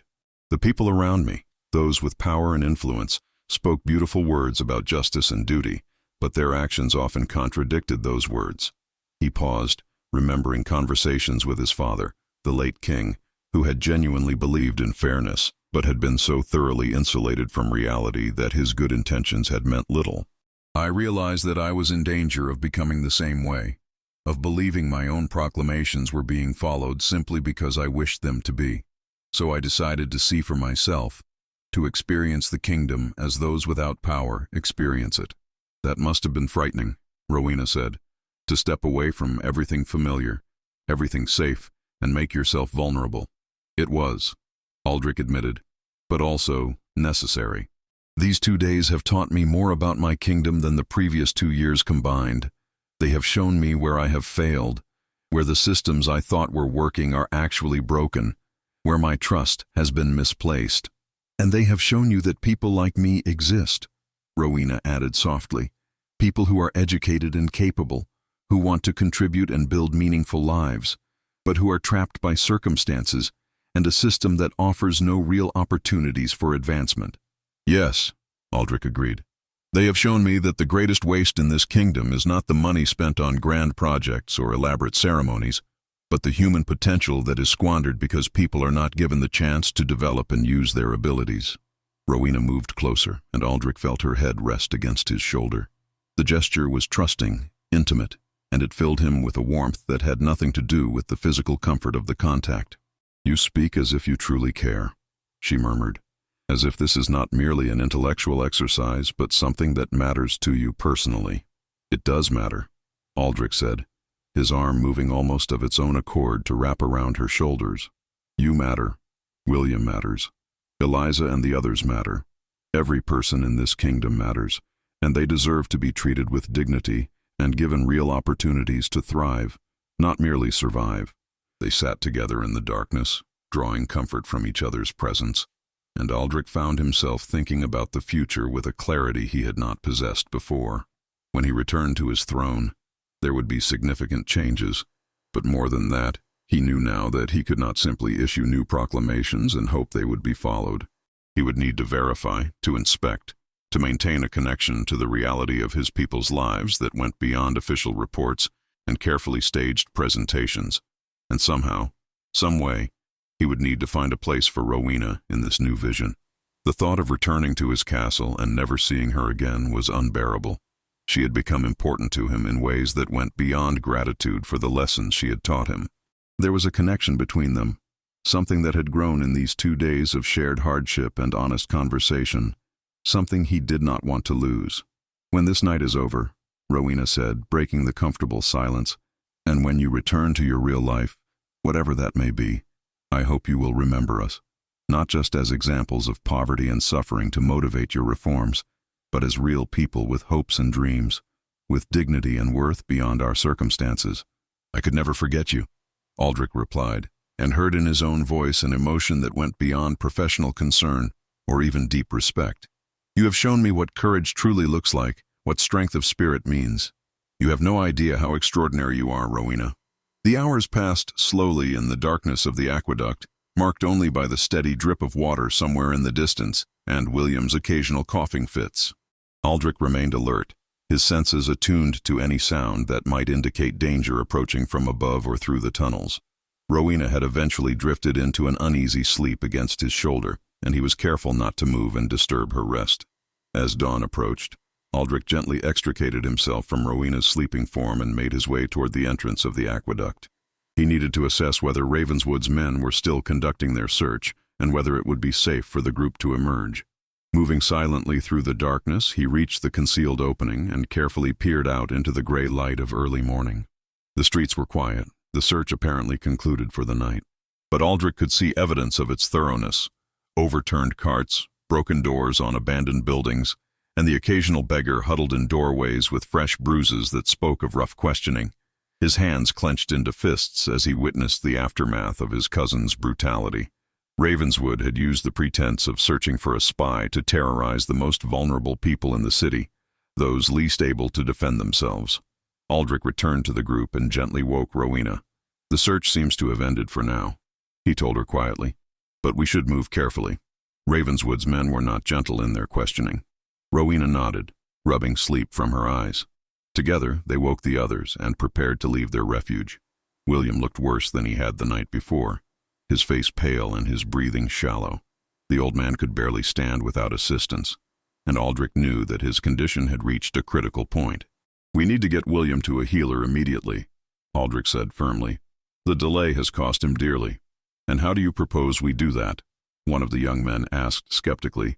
"No healer will see him without payment, and we have no money." "I told you, I have coins set aside," Aldrich reminded them. "Enough, I hope, to convince a healer to help." They emerged from the aqueduct into the cold morning air, supporting William between them. Aldrich led them through back streets toward a section of the city where he knew a healer maintained a shop. This particular healer, Master Edmund, had a reputation for being more concerned with his art than with profit, though Aldrich knew from reports that even Edmund required some payment to maintain his practice. The shop was modest, marked by a sign bearing the symbol of the healing arts. Aldrich knocked firmly, and after a moment, an older man with gray hair and kind eyes opened the door. Master Edmund looked at the ragged group with a mixture of concern and wariness. "Please," Aldrich said, supporting William's weight. "This man is very ill. He needs your help." Edmund's professional eye assessed William quickly, and Aldrich saw concern deepen in the healer's expression. "Bring him inside quickly. This man has a severe lung infection. Why did you wait so long to bring him to me?" "We had no choice," Rowena said, as they helped William into the shop and onto an examination table. "We have been trying to survive, and healers require payment we did not have." Edmund began his examination, his movements practiced and efficient. He listened to William's breathing, felt his forehead, examined his color and the state of his eyes. After a few minutes, he stepped back with a grave expression. "This is serious," Edmund said bluntly. "The infection has progressed significantly. I can treat it, but it will require expensive medicines and several days of constant care. The cost will be substantial, at least 20 silver pieces, perhaps more depending on how he responds to treatment." Aldrich felt his heart sink. 20 silver pieces was far more than he had in the small pouch Marcus had given him. He had perhaps 5 silver pieces worth of copper coins, enough for basic treatment but nowhere near what Edmund was describing as necessary. "We do not have that much," Aldrich admitted, "but I can get it. I give you my word that you will be paid in full, with interest for your trouble, if you will begin treatment now." Edmund studied Aldrich carefully, and something in the healer's expression suggested he saw more than a simple beggar. "Your word? And who are you that your word should be trusted for such a sum?" Aldrich made a decision in that moment. He could not let William die because of lack of funds, not when he had the power to ensure payment. He moved closer to Edmund and spoke quietly, for the healer's ears alone. "I am someone who can guarantee payment, Master Edmund. Someone whose word is backed by the royal treasury itself. But I need your discretion. Lives depend on my identity remaining secret for another day." Edmund's eyes widened slightly in understanding. He did not speak the name, but Aldrich could see that the healer had guessed. Edmund had likely seen Aldrich at various court functions, had perhaps even treated nobles in the king's presence. The recognition was clear in his eyes. "I see," Edmund said carefully. "Very well. I will begin treatment immediately, and I trust that payment will be forthcoming as promised. But He caught himself. "But sir, you should know that even with treatment the outcome is uncertain. The old man is very weak, and the infection is advanced." "Do everything you can," Aldrich said.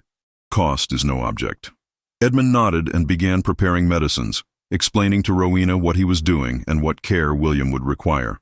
Aldrich stepped back, allowing the healer to work, and found himself watching Rowena as she listened intently to Edmund's instructions, asking intelligent questions about dosages and symptoms to watch for. When Edmund had William stabilized and resting on a cot in a back room, he returned to speak with Aldrich and Rowena. "He needs to stay here for at least 3 days, under constant supervision. The medicines I have given him will help, but the next 24 hours are critical. If he survives that long, his chances improve significantly." "Can some of us stay with him?" Rowena asked. "We are his family, in all the ways that matter. He should not be alone." Edmund looked uncertain, clearly not accustomed to having beggars occupying his shop. But Aldrich spoke up. "Please, Master Edmund, allow them to stay. I promise they will not interfere with your work, and having familiar faces around may help William's spirits, which surely aids in healing." The healer sighed but nodded. "Very well, but only 2 at a time, and they must not disrupt my other patients or my work." It was decided that Rowena and Eliza would take the first watch with William, while the others would seek work and shelter for the day. Aldrich pulled Rowena aside before leaving. "I need to attend to some matters," he told her. "There are things I must arrange, preparations I must make, but I will return before nightfall, I promise." Rowena searched his face, concern evident in her green eyes. "What matters?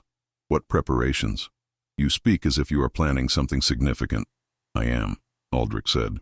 "Tomorrow is my last day in disguise. The day after, I must return to my real life and begin implementing what I have learned. But there are things I need to do first, arrangements I need to make to ensure that certain people are protected and certain promises are kept." "Protected from what?" Rowena pressed. "You speak in riddles, and it worries me." Aldrich took her hands in his, conscious that this might be one of the last times he could speak to her as an equal, before the revelation of his true identity created an unbridgeable distance between them. "Rowena, I need you to trust me. What I am about to do may seem strange, may even seem like a betrayal at first, but I promise you everything I do is with the intention of making things better, not just for you and William and the others, but for everyone in this kingdom who has suffered under an unjust system." "You frighten me when you speak this way," Rowena said, gripping his hands tightly. "It sounds as if you are saying goodbye, as if you might not return." "I will return," Aldrich assured her. "Before nightfall, I will be back. But I need you to know that no matter what happens after tomorrow, no matter what you learn about me or how circumstances change, what I feel for you is real. You have become important to me in ways I never expected, and that will not change regardless of what the future brings." Rowena's eyes widened at this declaration, confusion and hope warring in her expression. "What are you saying? What are you not telling me?"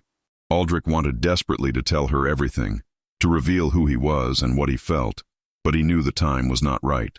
"Soon," he promised. "Very soon, everything will be clear. Until then, please trust me. Can you do that?"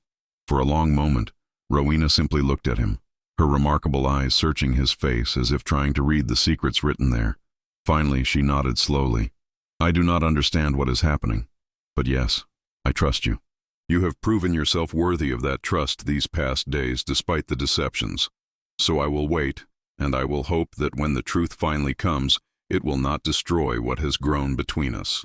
Aldrich pulled her close, embracing her in a way that was both comforting and desperate. He breathed in the scent of her hair, felt the warmth of her body against his, and tried to memorize every detail of this moment. Tomorrow, everything would change. The beggar she had come to know would disappear, replaced by a king on his throne. Would she still look at him the same way? Would she still trust him, respect him, perhaps even care for him as more than a monarch? "I must go," he said reluctantly, releasing her. "Take care of William and yourself. I will return as promised." Aldrich left the healer's shop and made his way through the waking city with purpose. He had much to accomplish in a short time. First, he needed to get a message to Marcus, to inform his old friend of what he had learned, and to arrange for certain preparations. He also needed to ensure that funds were made available to Master Edmund for William's care, and to begin laying the groundwork for the reforms he intended to implement. He made his way to an inn near the castle, a place he knew was frequented by members of the royal guard.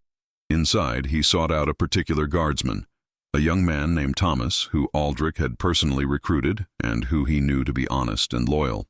Thomas was sitting alone in a corner, eating a simple breakfast before beginning his shift.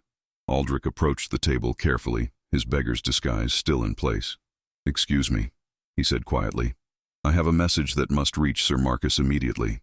It concerns a matter of utmost importance to the king." Thomas looked up, his hand instinctively moving toward his sword, but something in Aldrich's bearing made him pause. "What message? And why should I trust a beggar with matters concerning the king?" Aldrich pulled out the plain ring that Marcus had given him, the signal they had arranged for emergencies. Thomas's eyes widened as he recognized it. "How did you come by that?" "It was given to me by Sir Marcus himself," Aldrich said, "for use in exactly this situation. I need you to deliver a message to him, in private, with no one else present. Can you do this?" Thomas nodded slowly, still wary but clearly recognizing the authority of the ring. "What is the message?" "Tell him that all is well, that I have learned what I needed to learn, and that I will return as planned. But tell him also that I need funds delivered to Master Edmund the healer, 25 silver pieces, to be paid from my personal treasury, not the royal accounts. And tell him to prepare for a full council meeting the morning after my return. Every noble, every official, every member of the administration must attend. There will be significant announcements." Thomas stared at Aldrich, and slowly, comprehension dawned in his eyes. His face paled, and he started to kneel, but Aldrich stopped him with a quick gesture. "No, not here, not now. Deliver the message as if you received it from a common informant. Sir Marcus will understand. Can you do this?" "Yes, Thomas caught himself. "Yes, I will deliver the message immediately." "Good. And Thomas, this conversation never happened. You received an anonymous note, nothing more." Thomas nodded and left quickly, his breakfast forgotten. Aldrich waited a few minutes, then left the inn and returned to the streets. He spent the rest of the morning observing, documenting in his mind the various injustices and problems he witnessed. He saw merchants cheating customers with false weights, saw employers refusing to pay workers the wages they had promised, saw guards harassing people who had committed no crime other than being poor. By midday, Aldrich found himself back near the castle gates. A large crowd had gathered, and he moved closer to see what had drawn their attention. On the steps leading to the main entrance, Lord Ravenswood stood addressing the people, his voice carrying over the crowd with practiced oratory. "Citizens of the realm," Ravenswood proclaimed, his handsome face arranged in an expression of noble concern, "I come before you with troubling news. Our beloved king has departed on a hunting expedition and has not been heard from for 2 days. While we pray for his safe return, we must also prepare for the possibility that some misfortune has befallen him." Murmurs rippled through the crowd. Aldrich felt anger rising in his chest. Ravenswood was already laying the groundwork to claim the throne, spreading doubt about the king's safety to justify a power grab. "Therefore," Ravenswood continued, "I have taken it upon myself to assume temporary stewardship of the kingdom's affairs to ensure that order is maintained and that the people are protected. I have increased patrols in the city, rooted out suspicious elements, and taken measures to secure the castle against any threats." More lies, Aldrich thought grimly. The increased patrols had been used to terrorize beggars, and the only threat Ravenswood was securing against was the legitimate king's return. "Rest assured," Ravenswood said with false sincerity, "that I act only in service to the kingdom and its people. Should our king return safely, I will gladly relinquish this temporary authority. But should the worst have occurred, I stand ready to provide the leadership and stability that the realm requires." Aldrich listened to his cousin's speech with mounting fury, watching as Ravenswood worked the crowd with practiced manipulation. The people, uncertain and worried about their king's absence, were responding to Ravenswood's words with a mixture of fear and tentative acceptance. Some in the crowd even called out their support, praising Ravenswood for his swift action and strong leadership in this time of uncertainty. It was a masterful performance, Aldrich had to admit, even as it sickened him. Ravenswood had always been charismatic, able to present himself as whatever people needed him to be at any given moment. To the nobles he was sophisticated and cultured. To the common people he now positioned himself as a protector and servant of the realm. But Aldrich had seen the true man beneath the mask, ambitious, ruthless, and utterly devoid of the compassion or sense of duty that true leadership required. As Ravenswood concluded his speech and retreated into the castle, Aldrich noticed something that made his blood run cold. Among the crowd dispersing from the gates, he saw several of Ravenswood's men moving with purpose, watching faces, studying people. They were still searching, still looking for something or someone, and their attention seemed particularly focused on anyone who appeared to be a beggar or vagrant. Aldrich pulled his ragged hood lower over his face and melted back into the crowd, moving away from the castle with careful casualness. He needed to warn Rowena and the others. If Ravenswood's paranoia had reached the point where he was having every beggar in the city watched, they were all in potential danger. The false king might decide that eliminating witnesses to his abuses of power during the search would be prudent, or he might simply continue his reign of terror against the vulnerable as a show of strength. He made his way back to Master Edmund's shop, entering through a rear door the healer had shown him earlier. Inside, he found Rowena sitting beside William's cot, wiping the old man's fevered brow with a damp cloth. Eliza slept curled up in a chair nearby, exhausted from the previous night's ordeal. Rowena looked up as Aldrich entered, relief flooding her face. "You returned as you promised. I was beginning to worry. I always keep my promises," Aldrich said, coming to stand beside her. He looked down at William, whose breathing seemed marginally better than it had been that morning. "How is he?" "Master Edmund says the fever should break within the next day if the medicines are working," Rowena replied. "He has been sleeping mostly, which the healer says is good. His body needs rest to fight the infection." She paused, studying Aldrich's face. "But something troubles you. I can see it in your eyes. What happened?" Aldrich quickly told her about Ravenswood's speech and the continued surveillance of beggars throughout the city. Rowena's expression grew increasingly concerned as he spoke. "We cannot stay here long then," she said. "Master Edmund has been kind. But we cannot put him at risk by drawing Ravenswood's attention to his shop. I have been thinking about that, Aldrich said. There is a place, a safe place, where you and the others could stay until this situation is resolved. It would require trust on your part, as I cannot explain all the details yet. But I give you my word that you would be protected there, all of you, including William. Rowena looked at him searchingly. This place, it is connected to your real identity, is it not? To whatever position of power you truly hold? Yes, Aldrich admitted. And I know I am asking a great deal, asking you to trust me with so much still unexplained. But tomorrow everything will become clear. I promise you. Tomorrow the truth will be revealed, and you will understand why I have been so mysterious, why I could not simply tell you everything from the beginning. Tomorrow, Rowena repeated softly. You keep speaking of tomorrow as if it is some pivotal moment, as if the entire world will change when the sun rises. In many ways it will, Aldrich said. At least, the world as you and I have known it these past days will change irrevocably. Whether that change will be for better or worse, I cannot say with certainty. But I hope, I desperately hope, that you will understand my choices and perhaps even forgive the deceptions they required. Rowena reached out and took his hand, her touch warm and grounding. I have told you that I trust you, and I meant it. Whatever tomorrow brings, whatever revelations await, I will face them with an open mind and an open heart. You have proven yourself to be a good man, regardless of whatever secrets you keep. That is what I choose to believe. Aldrich felt emotion welling up in his chest, gratitude and affection, and something deeper that he was not quite ready to name. He raised her hand to his lips and kissed it gently, a gesture that felt both natural and momentous. You honor me with your trust. I will do everything in my power to prove worthy of it. At that moment, Master Edmund entered the room, his expression grave. I have troubling news. 2 of Lord Ravenswood's men just came to my door, asking questions about my recent patients. They wanted to know if I had treated any beggars in the past day, particularly an old man with a lung infection.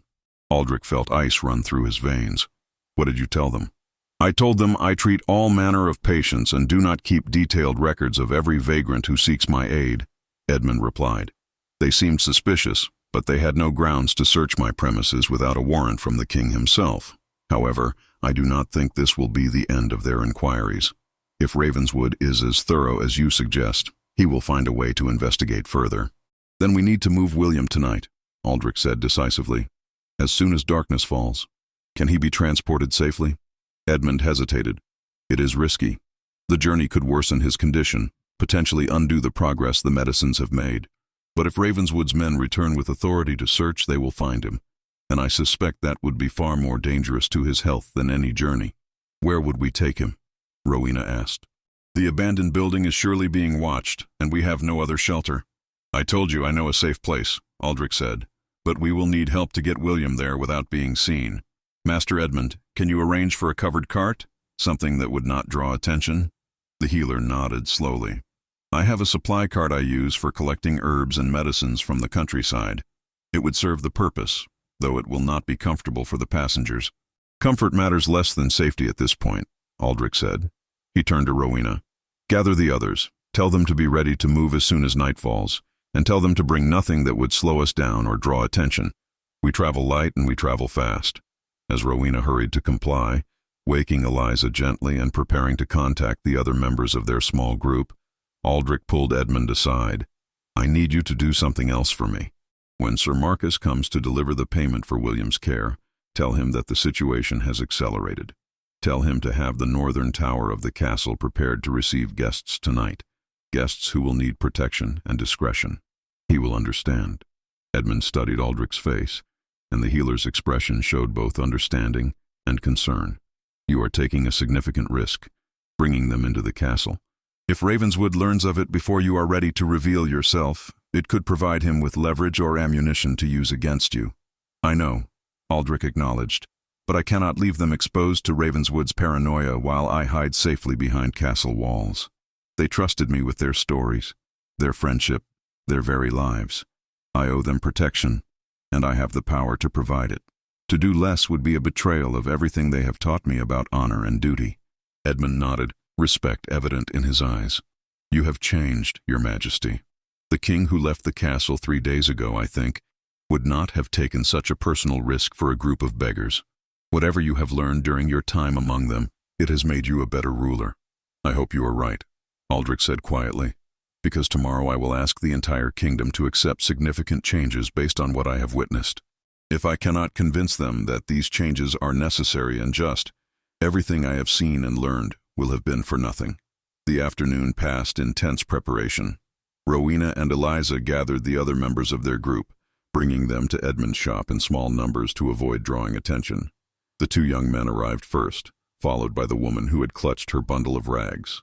Each of them carried the wariness of people who had learned that sudden changes usually meant danger. When they were all assembled in Edmund's back room, Aldrich addressed them. "I know you have questions, and I know you are frightened. The situation in the city has become dangerous for people like us. Lord Ravenswood's men are searching systematically, and I believe they pose a threat to anyone who might have witnessed their abuses during their so-called investigation. So what do you propose?" one of the young men asked. "That we flee the city entirely? We have no resources for such a journey, no destination even if we could leave." "I propose something different," Aldrich said. "I have arranged for safe shelter, a place where Ravenswood's men cannot reach you, where you will be protected until this crisis has passed. But getting there will require trust. You will need to follow my instructions without question, to accept my guidance even when the destination seems unlikely or confusing." The group exchanged uncertain glances. Finally, William, who had been listening from his cot despite his weakness, spoke up. "We have trusted this man so far, and he has not betrayed that trust. He brought me to a healer when he could have simply abandoned me. He shared what little he had when he could have kept it for himself. I say we continue to trust him now." His words seemed to settle the matter. One by one, the others nodded their agreement, though uncertainty still lingered in their expressions. Aldrich felt the weight of their trust like a physical burden. If anything went wrong, if Ravenswood discovered them before they reached safety, these people would pay the price for believing in him. As darkness fell over the city, Edmund brought his supply cart to the rear of his shop. It was a sturdy vehicle, pulled by a single horse, with a covered bed that could conceal passengers from casual observation. Aldrich helped William into the cart first, arranging him as comfortably as possible on blankets that Edmund provided. The others climbed in after, squeezing together in the confined space. "Remember," Aldrich told them, "absolute silence once we begin moving. No matter what you hear or what seems to be happening outside, do not make a sound. Your safety depends on remaining undetected." Rowena was the last to climb into the cart, pausing at the entrance to look back at Aldrich. "You are not coming with us?" "I will be guiding the cart," Aldrich explained. "It would look suspicious if the cargo appeared to be driving itself. But I will be right there, and I will get you safely to our destination." She nodded, though he could see the worry in her eyes. On impulse, he reached up and cupped her face gently with his hand. "Trust me, Rowena. Just a little while longer, and everything will make sense." "I do trust you," she whispered, "but I am still frightened. Not for myself, but for all of us. What if something goes wrong? What if Ravenswood's men stop the cart?" "Then I will protect you," Aldrich said simply. "With my life if necessary. You have my word." He helped her into the cart and secured the covering, then climbed onto the driver's seat. Edmund stood beside the cart, his expression concerned but supportive. "May fortune favor you," the healer said quietly.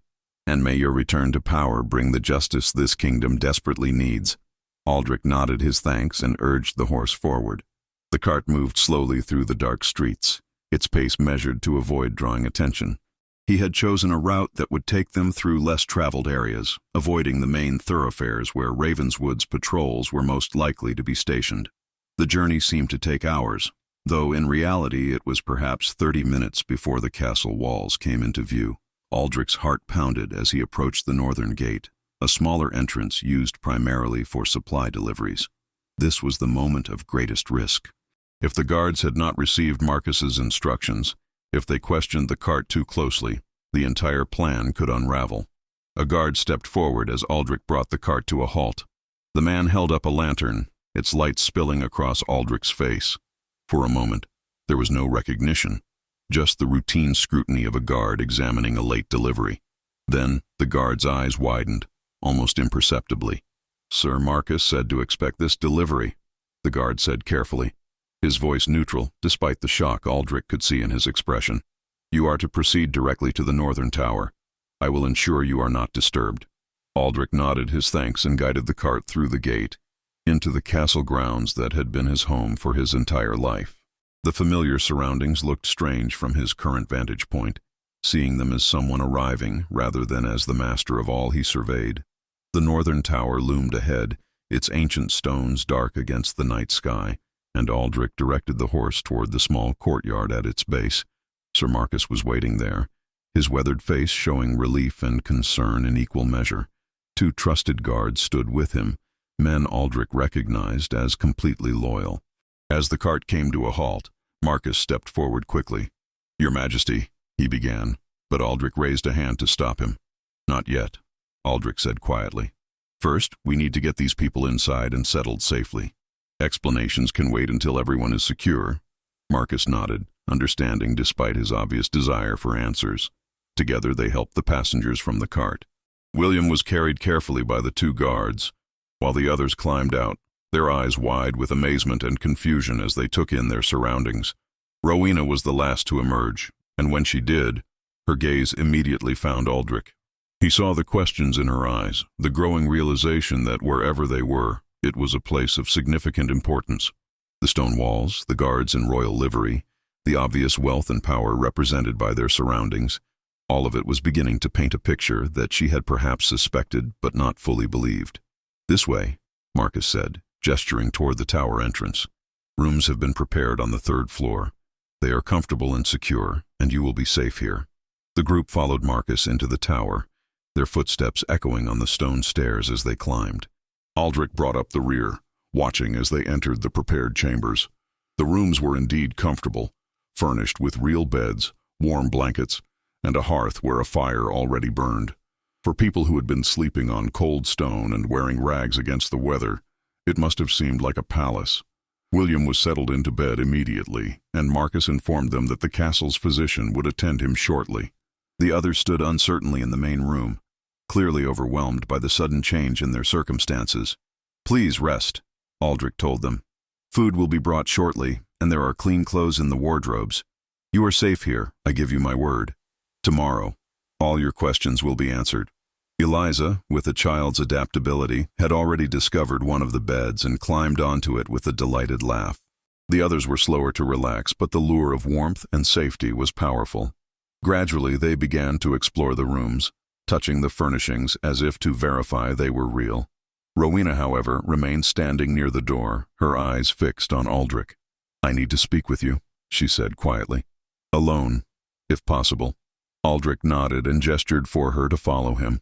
They walked to a small antechamber off the main room, a private space where they could talk without being overheard. As soon as the door closed behind them, Rowena turned to face him, her expression a complex mixture of emotions. "This is the castle," she said, not quite making it a question. "We are inside the king's castle, are we not?" "Yes," Aldrich confirmed, seeing no point in denying what was becoming increasingly obvious. "And that man who met us, the one who called you," she paused, as if afraid to complete the thought. "He started to call you, Your Majesty, did he not, before you stopped him?" Aldrich felt his heart pounding. This was the moment he had been both anticipating and dreading. "Yes, he did." Rowena took a step back, her hand going to her mouth. "It cannot be. You cannot be." She shook her head as if trying to deny what her mind was telling her. "The king is away hunting. Lord Ravenswood said so. You are just someone important, someone with authority, perhaps a high official or—" "Rowena," Aldrich said gently, removing the dirt-stained cloak and letting it fall to the floor. Without the disguise of rags and grime, his bearing changed, became more obviously regal. "I am King Aldrich. The hunting trip was a fiction, a cover story to explain my absence while I walked among my people in disguise. Everything you heard about the king being missing was a lie spread by Ravenswood to justify his attempt to seize power." The color drained from Rowena's face. She took another step back, her legs seeming to give way beneath her as she sank onto a nearby chair. No, this is not possible. You were a beggar. You slept on cold stone. You loaded crates at the docks. You shared our bread and our struggles. Kings do not do such things." "This king did," Aldrich said, kneeling before her so their eyes were level. Because this king realized he had been ruling in ignorance, making judgments without understanding the true lives of his people. I needed to see the truth, Rowena, and you showed it to me. You and William and all the others. You taught me what I could never have learned from reports and official audiences. Rowena stared at him, her eyes filling with tears. All this time, I spoke to you as an equal. I criticized the king to his face. I told you he was blind and foolish and— Her voice broke. Oh God, what must you think of me?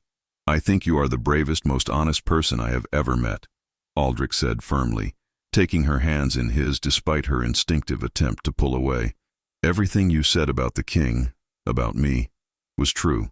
I was blind. I was isolated from reality, and you had every right to judge me harshly for those failures.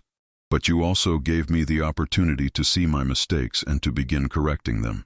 I do not understand, Rowena whispered, tears now flowing freely down her cheeks. Why would you do this? Why would a king risk himself in such a way? Because I remembered something my father told me before he died, Aldrich said. He said that the crown is not a prize to be won or a privilege to be enjoyed, but a burden to be carried in service of the people. He said that every law I made, every judgment I rendered, would affect real lives in real ways. I had forgotten that, or perhaps I had never truly understood it. But these past 3 days with you have taught me what it means to serve, rather than simply to rule. Rowena pulled her hands free and stood abruptly, pacing the small room. And what of us? What of the connection that grew between us? Was that part of your investigation as well? A king amusing himself by playing at romance with a beggar woman. The accusation stung, but Aldrich could not blame her for it. He stood as well, his voice urgent with the need to make her understand. No, what happened between us, what I feel for you, has nothing to do with crowns or kingdoms.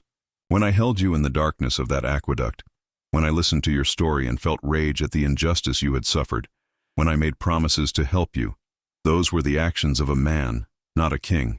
You have become precious to me, Rowena, in a way I never anticipated and cannot fully explain.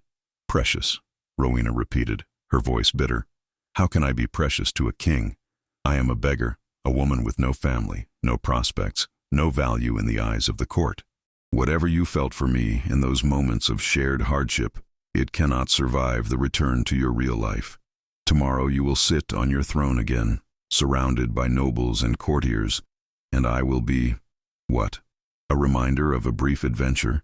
A charitable cause to be addressed and then forgotten? Never forgotten, Aldrich said with fierce certainty. Rowena, look at me, please. He waited until her tear-bright eyes met his.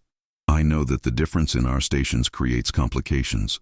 I know that what I am proposing seems impossible, but I cannot simply return to my throne and pretend these days never happened. I cannot pretend that you are just another subject among thousands. You have changed me, fundamentally and irrevocably. Changed you how? Rowena demanded. What practical difference does it make if a king feels sympathy for the poor, if a monarch develops a fondness for a beggar woman? The world remains the same. The barriers between us remain insurmountable. The world does not remain the same, Aldrich countered. Tomorrow I will announce sweeping reforms. Laws will be changed. Officials will be held accountable. The systems that allowed corruption and abuse to flourish will be dismantled and rebuilt. That is the practical difference your influence has made. And what of us? Rowena asked, her voice small and vulnerable. What practical difference does your fondness make to the impossible distance between a king and a woman with nothing? Aldrich crossed the room and took her face gently in his hands, forcing her to meet his gaze. It means that I will find a way. I do not know yet exactly how. I do not have all the answers, but I know that I cannot imagine my future without you in it. These 3 days have shown me what I was missing in my life. Genuine connection, honest companionship, someone who sees me as a man, rather than as a crown. I will not give that up, Rowena. I will not give you up. You speak of impossibilities, Rowena said, but her voice had softened, and she did not pull away from his touch. Kings marry princesses and noble ladies, women who bring alliances and political advantage. They do not marry beggars, no matter how fondly they might feel toward them. I am the king, Aldrich said with a slight smile. I make the laws, I set the precedents. If I choose to marry for love rather than political advantage, who has the authority to stop me? Rowena's eyes widened. Marry? You speak of marriage? We have known each other for 3 days. 3 days that have taught me more about what I want and need than the previous 32 years. Aldrich replied. I know this is sudden. I know it seems rash. And I am not proposing we marry tomorrow. There are protocols to follow, announcements to make, preparations to complete. But I am saying that my intentions toward you are honorable and serious. I am saying that I want you by my side, not as a mistress or a secret, but as my acknowledged partner and eventually my queen. Rowena pulled away from him, moving to the window and staring out at the castle grounds below. When she spoke, her voice was thick with emotion. You offer me a dream I never dared to imagine, but you also terrify me. What if I am not suited to be a queen? What if the nobles reject me? What if the people mock you for such a choice? What if I fail you? Fail the kingdom? Aldrich came to stand behind her, close but not touching. You have already proven yourself capable of far more than most nobles I know. You led your small group with wisdom and compassion. You made hard decisions about limited resources with fairness and care. You stood up to abuse and maintained your dignity in the face of cruelty. Those are the qualities a queen needs, not merely the accident of noble birth. But I know nothing of court politics, nothing of managing a household, nothing of the hundreds of duties and expectations that must come with such a position, Rowena protested. Then you will learn, Aldrich said simply. Just as I am learning to be a better king. We will learn together, make mistakes together, grow together. Is that not what partnership means? Rowena turned to face him, and in her eyes, Aldrich saw hope warring with fear. You truly mean this? You are not simply caught up in the emotion of the moment, the drama of your adventure. You genuinely intend to pursue this impossible path.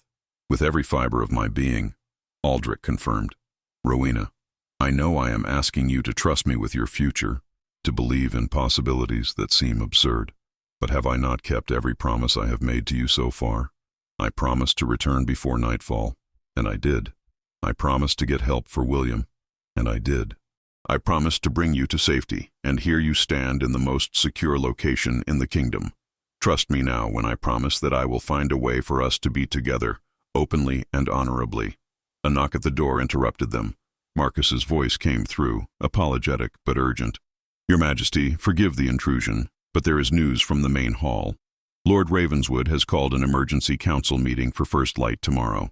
He is claiming that evidence of foul play in your disappearance has been discovered, and he intends to declare himself regent until your fate can be determined. Aldrich's jaw tightened. His cousin was moving faster than anticipated, trying to consolidate power before the king's return could be verified. Thank you, Marcus. I will be there shortly. He turned back to Rowena. I must go.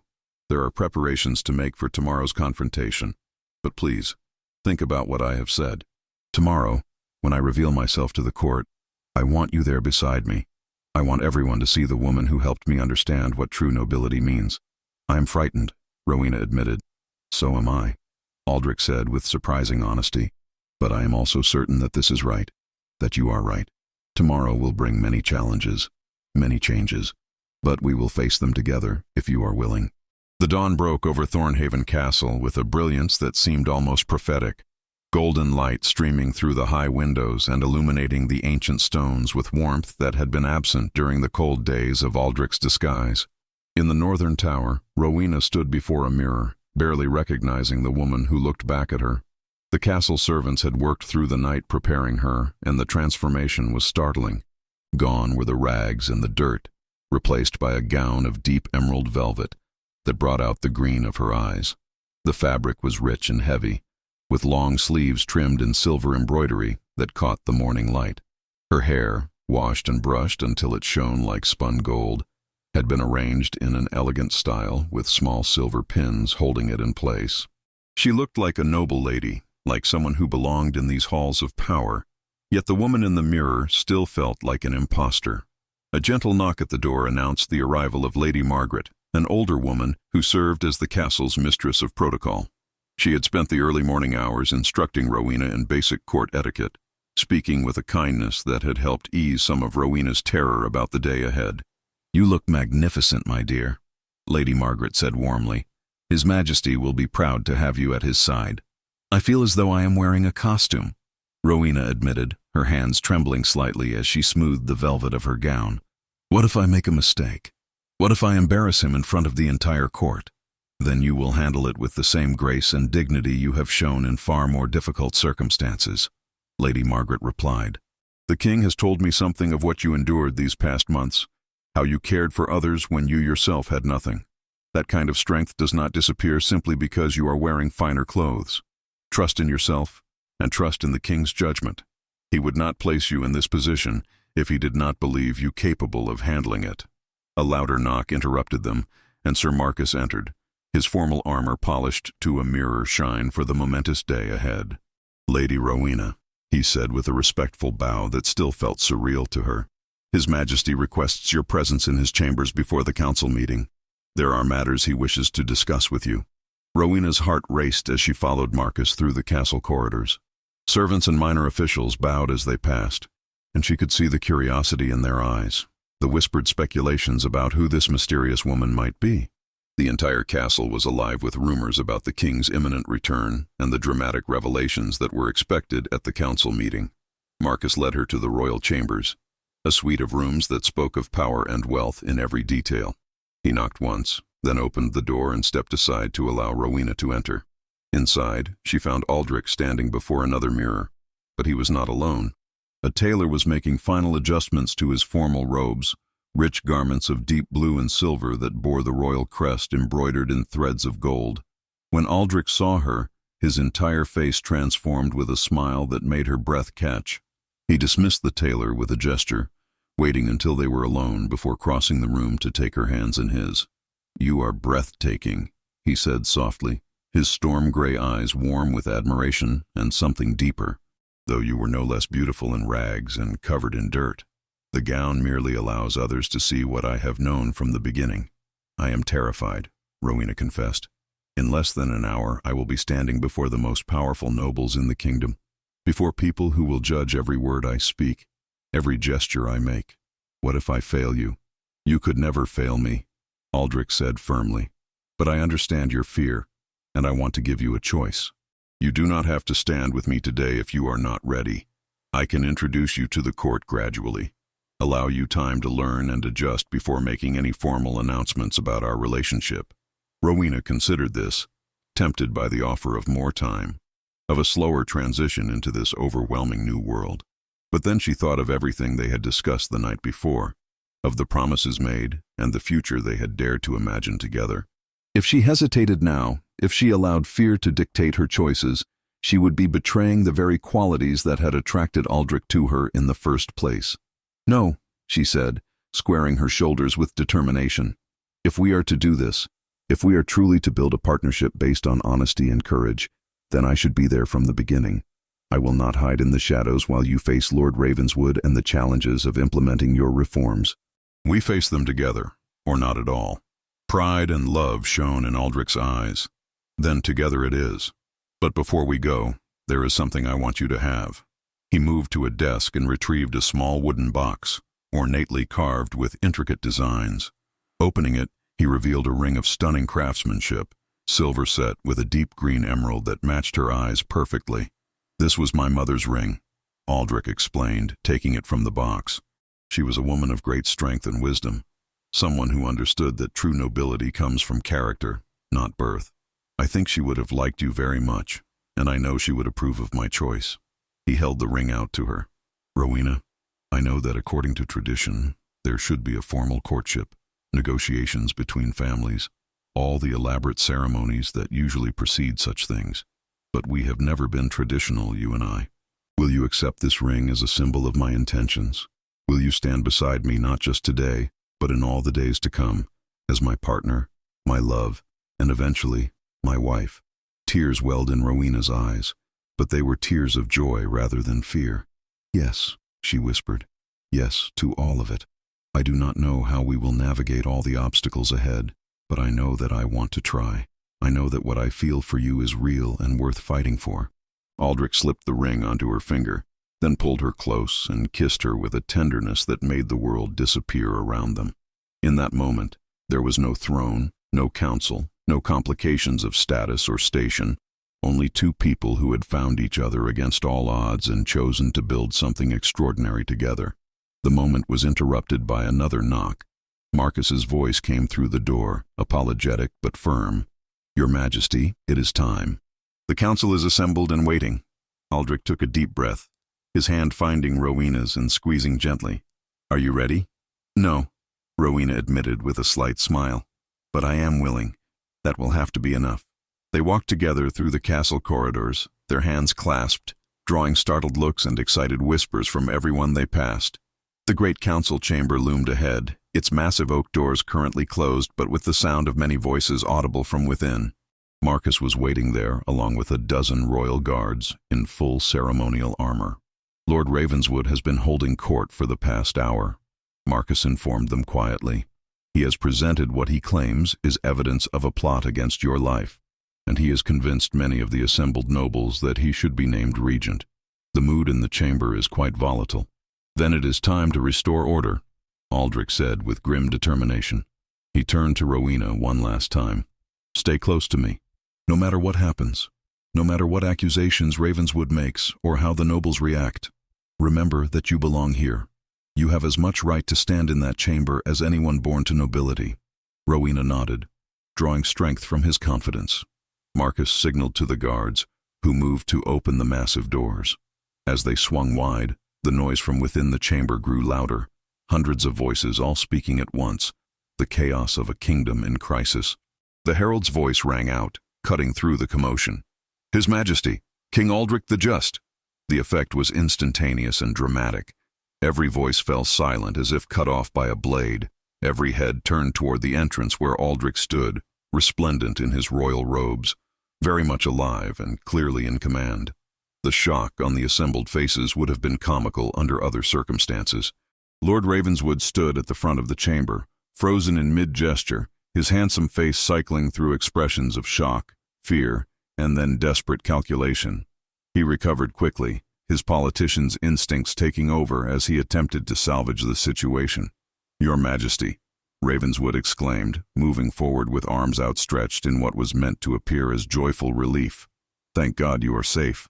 We have been desperately worried, fearing the worst." "The hunting accident we heard of." "There was no hunting accident," Aldrich said, his voice carrying clearly through the chamber as he walked forward, Rowena at his side. "There was no hunting trip at all. That was a fiction, a necessary deception to allow me to conduct an investigation of vital importance to the kingdom." Murmurs rippled through the assembled nobles. Aldrich could see confusion, curiosity, and in some faces, growing apprehension as they wondered what he might have discovered during this mysterious investigation. "An investigation?" Ravenswood asked, his smile becoming strained. "Into what matter, Your Majesty? And why the need for such elaborate secrecy?" "An investigation into the true state of my kingdom," Aldrich replied, his gaze sweeping across the chamber, making eye contact with various nobles and officials.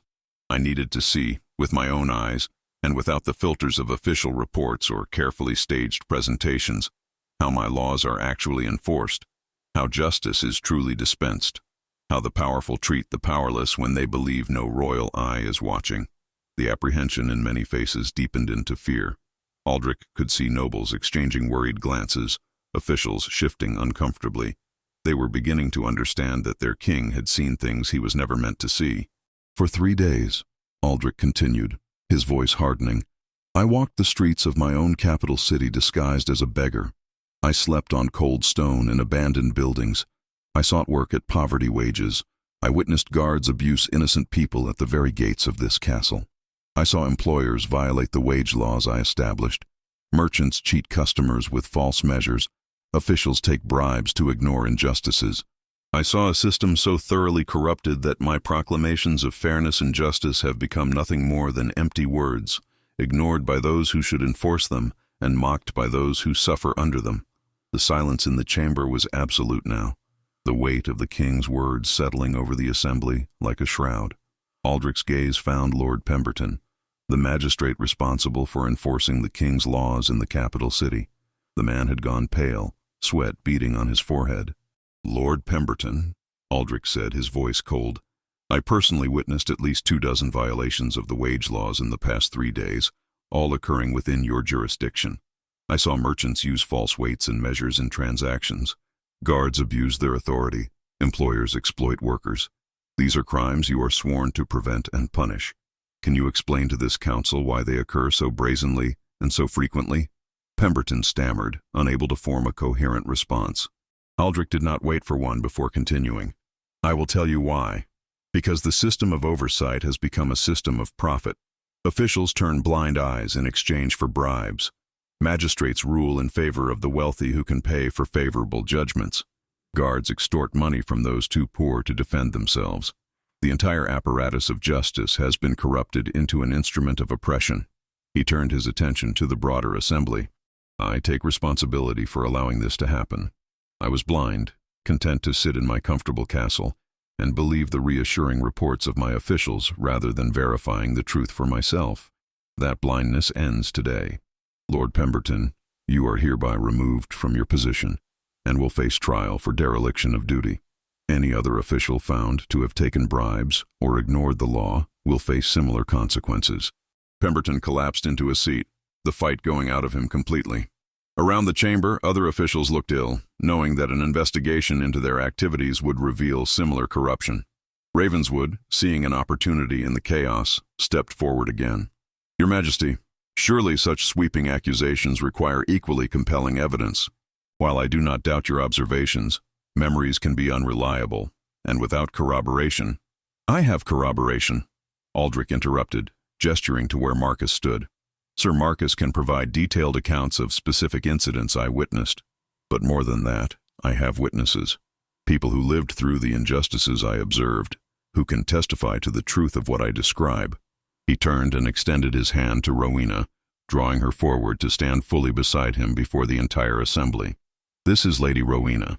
Until 3 days ago, she lived as a beggar in the streets of our capital, one of many victims of the corruption I witnessed.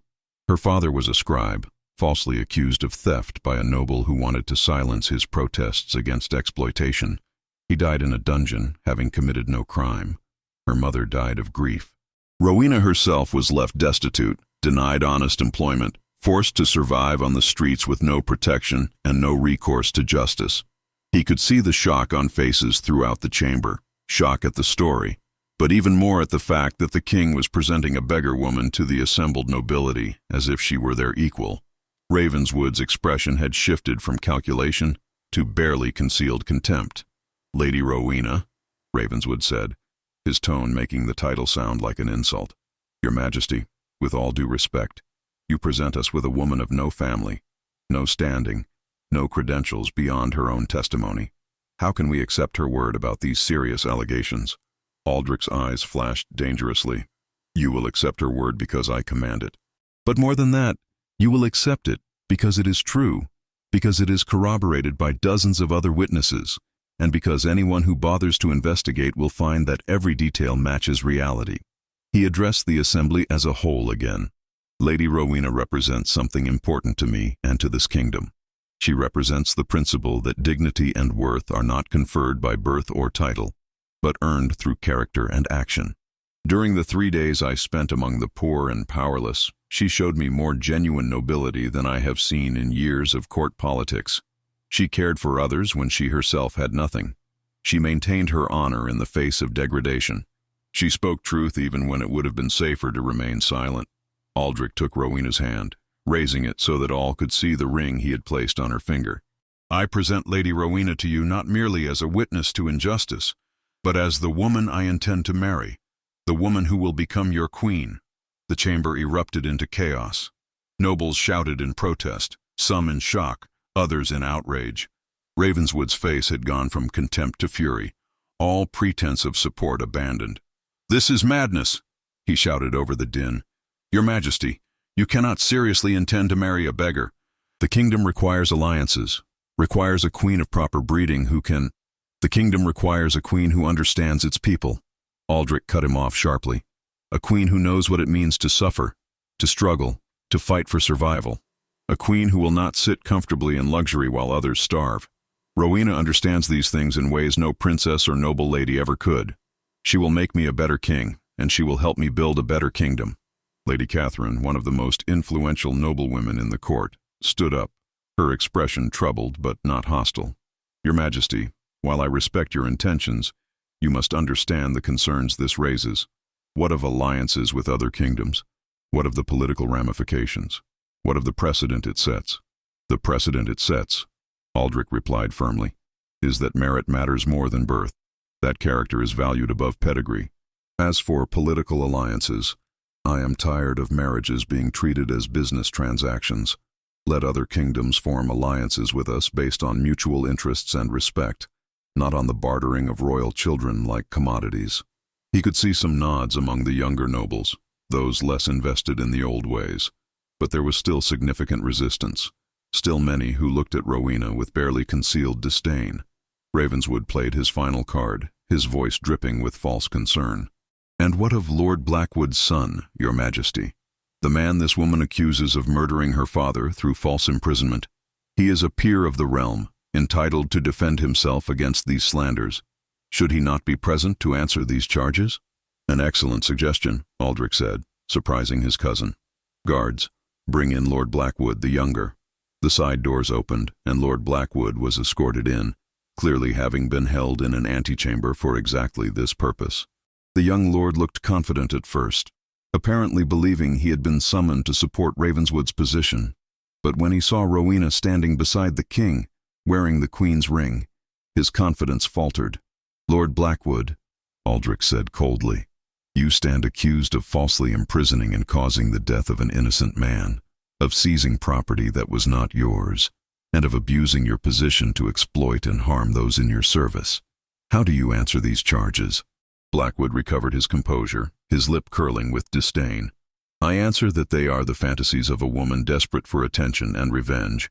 Her father was a thief who embezzled from my household. I had every right to punish him as I saw fit." "Then you will not object to a full investigation into your household accounts," Aldrich replied. "An independent audit by royal accountants who have no connection to your family or estates. If your accusations were true, surely the evidence will support them." Fear flickered in Blackwood's eyes. "That is unnecessary, Your Majesty. My word as a noble should be sufficient." "Your word as a noble has been proven worthless," Aldrich said flatly.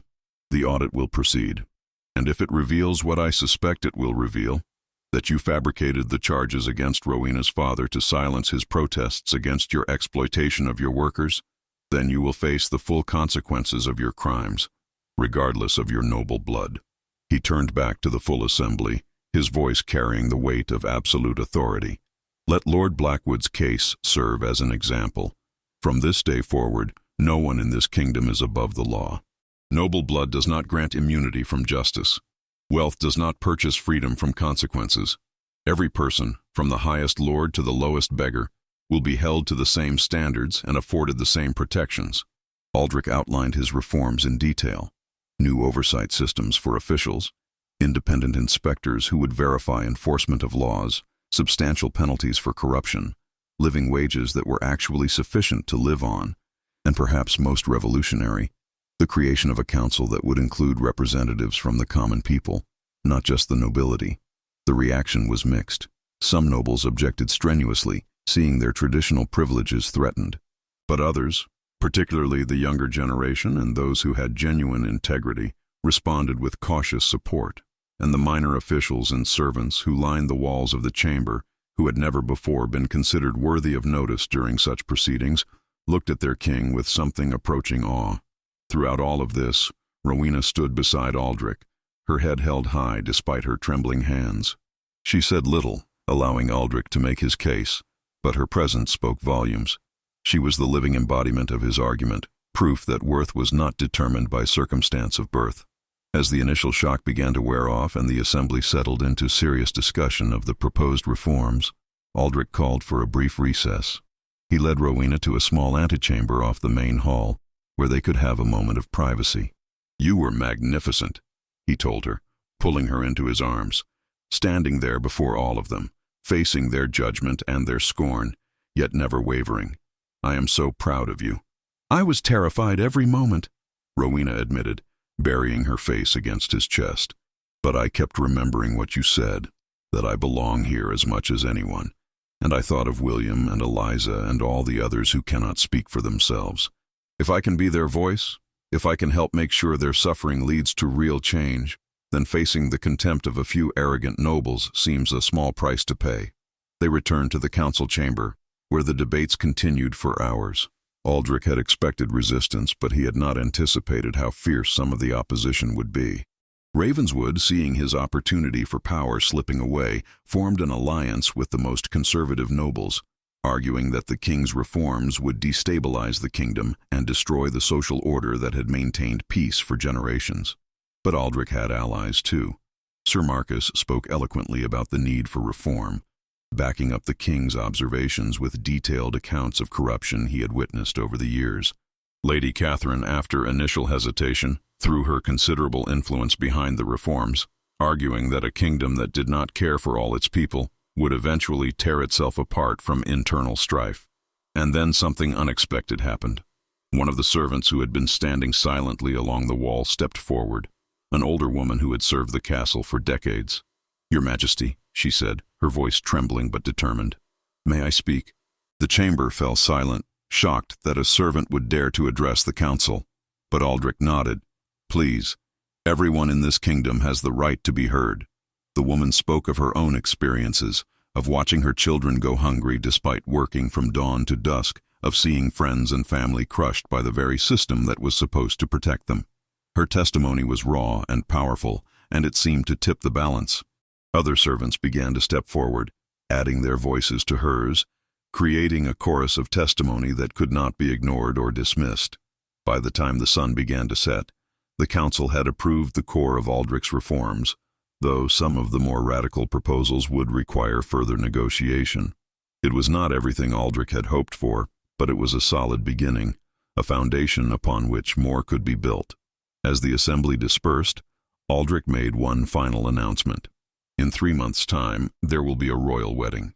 Lady Rowena and I will be married in a ceremony that will be open to all people, noble and common alike. It will be a celebration not just of our union, but of the new direction this kingdom will take, a direction toward justice, compassion, and genuine care for all our citizens." The reaction to this news was mixed, but Aldrich no longer cared about pleasing everyone. He had found something more important than universal approval. He had found truth, purpose, and love. That evening, Aldrich took Rowena to visit William and the others in the northern tower. The old man's condition had improved significantly under the care of the castle physician, and he was sitting up in bed when they arrived, color returning to his weathered face.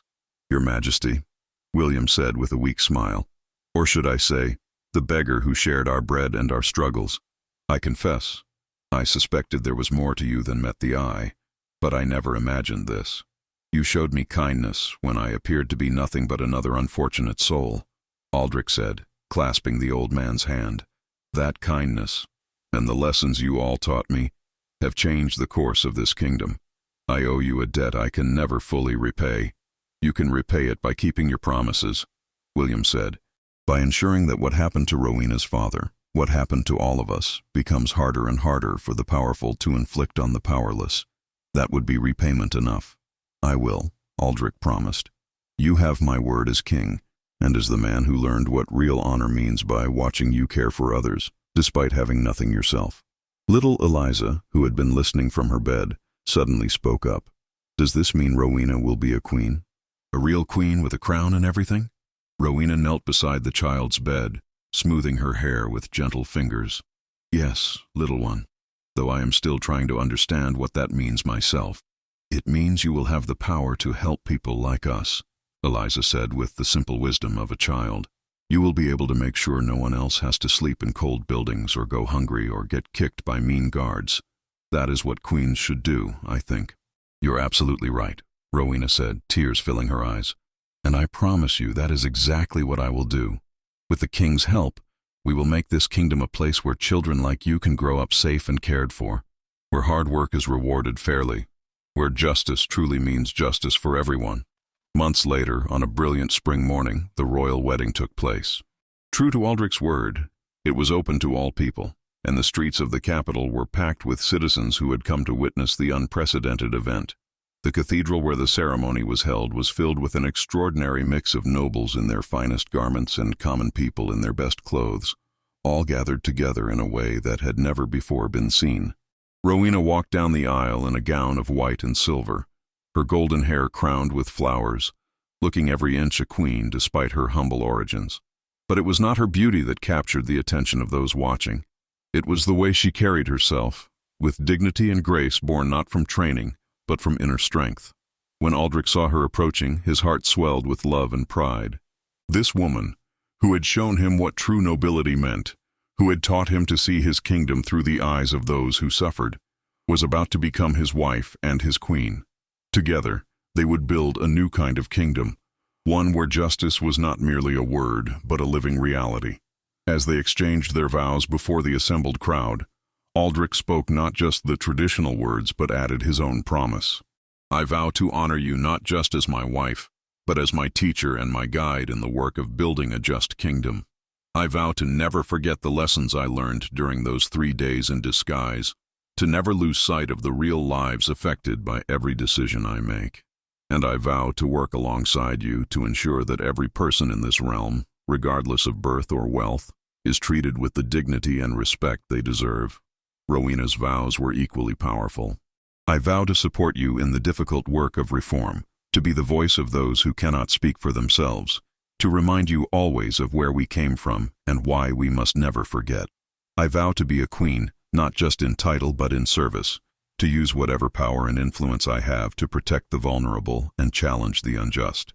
And I vow to love you not just as my king, but as the man who had the courage to see his kingdom's flaws and the strength to change them." When the ceremony concluded and they emerged from the cathedral as husband and wife, king and queen, the crowd erupted in genuine celebration. This was not the polite applause of courtiers fulfilling an obligation, but the heartfelt joy of people who felt, perhaps for the first time, that their monarchs truly understood and cared about their lives. The reforms Aldrich had announced continued to be implemented, though not without resistance. Some nobles attempted to undermine the changes, but Aldrich remained firm, holding officials accountable and following through on his promises. Rowena established programs to help those in poverty, creating opportunities for education and employment that had never before existed.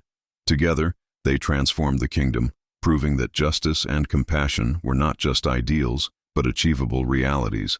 Lord Blackwood, after the investigation into his accounts, was found guilty of embezzlement and abuse of power. His lands and titles were stripped, and he was imprisoned, a powerful message that noble blood no longer granted immunity from consequences. Ravenswood, realizing he had lost his bid for power, retreated to his estates, his influence at court permanently diminished. William recovered fully from his illness and was given a position in the royal household, advising the king and queen on the real effects of their policies. The other members of their small group from the streets also found places where their experiences and insights could contribute to the kingdom's transformation. As years passed, the kingdom that had once been divided between powerful and powerless, wealthy and destitute, became a place where opportunity was more evenly distributed, where justice was more than just a word, and where a person's worth was measured by their character rather than their birth. And through it all, Aldrich and Rowena remained partners in the truest sense, united not just by love, but by shared purpose. They never forgot those 3 days that had changed everything, when a king disguised as a beggar had learned what it truly meant to serve his people, and when a woman with nothing had taught him that the greatest wealth was found not in gold, but in compassion, courage, and the determination to make the world more just. Their story became legend, passed down through generations as an example of how courage and love could transform not just individual lives, but an entire kingdom.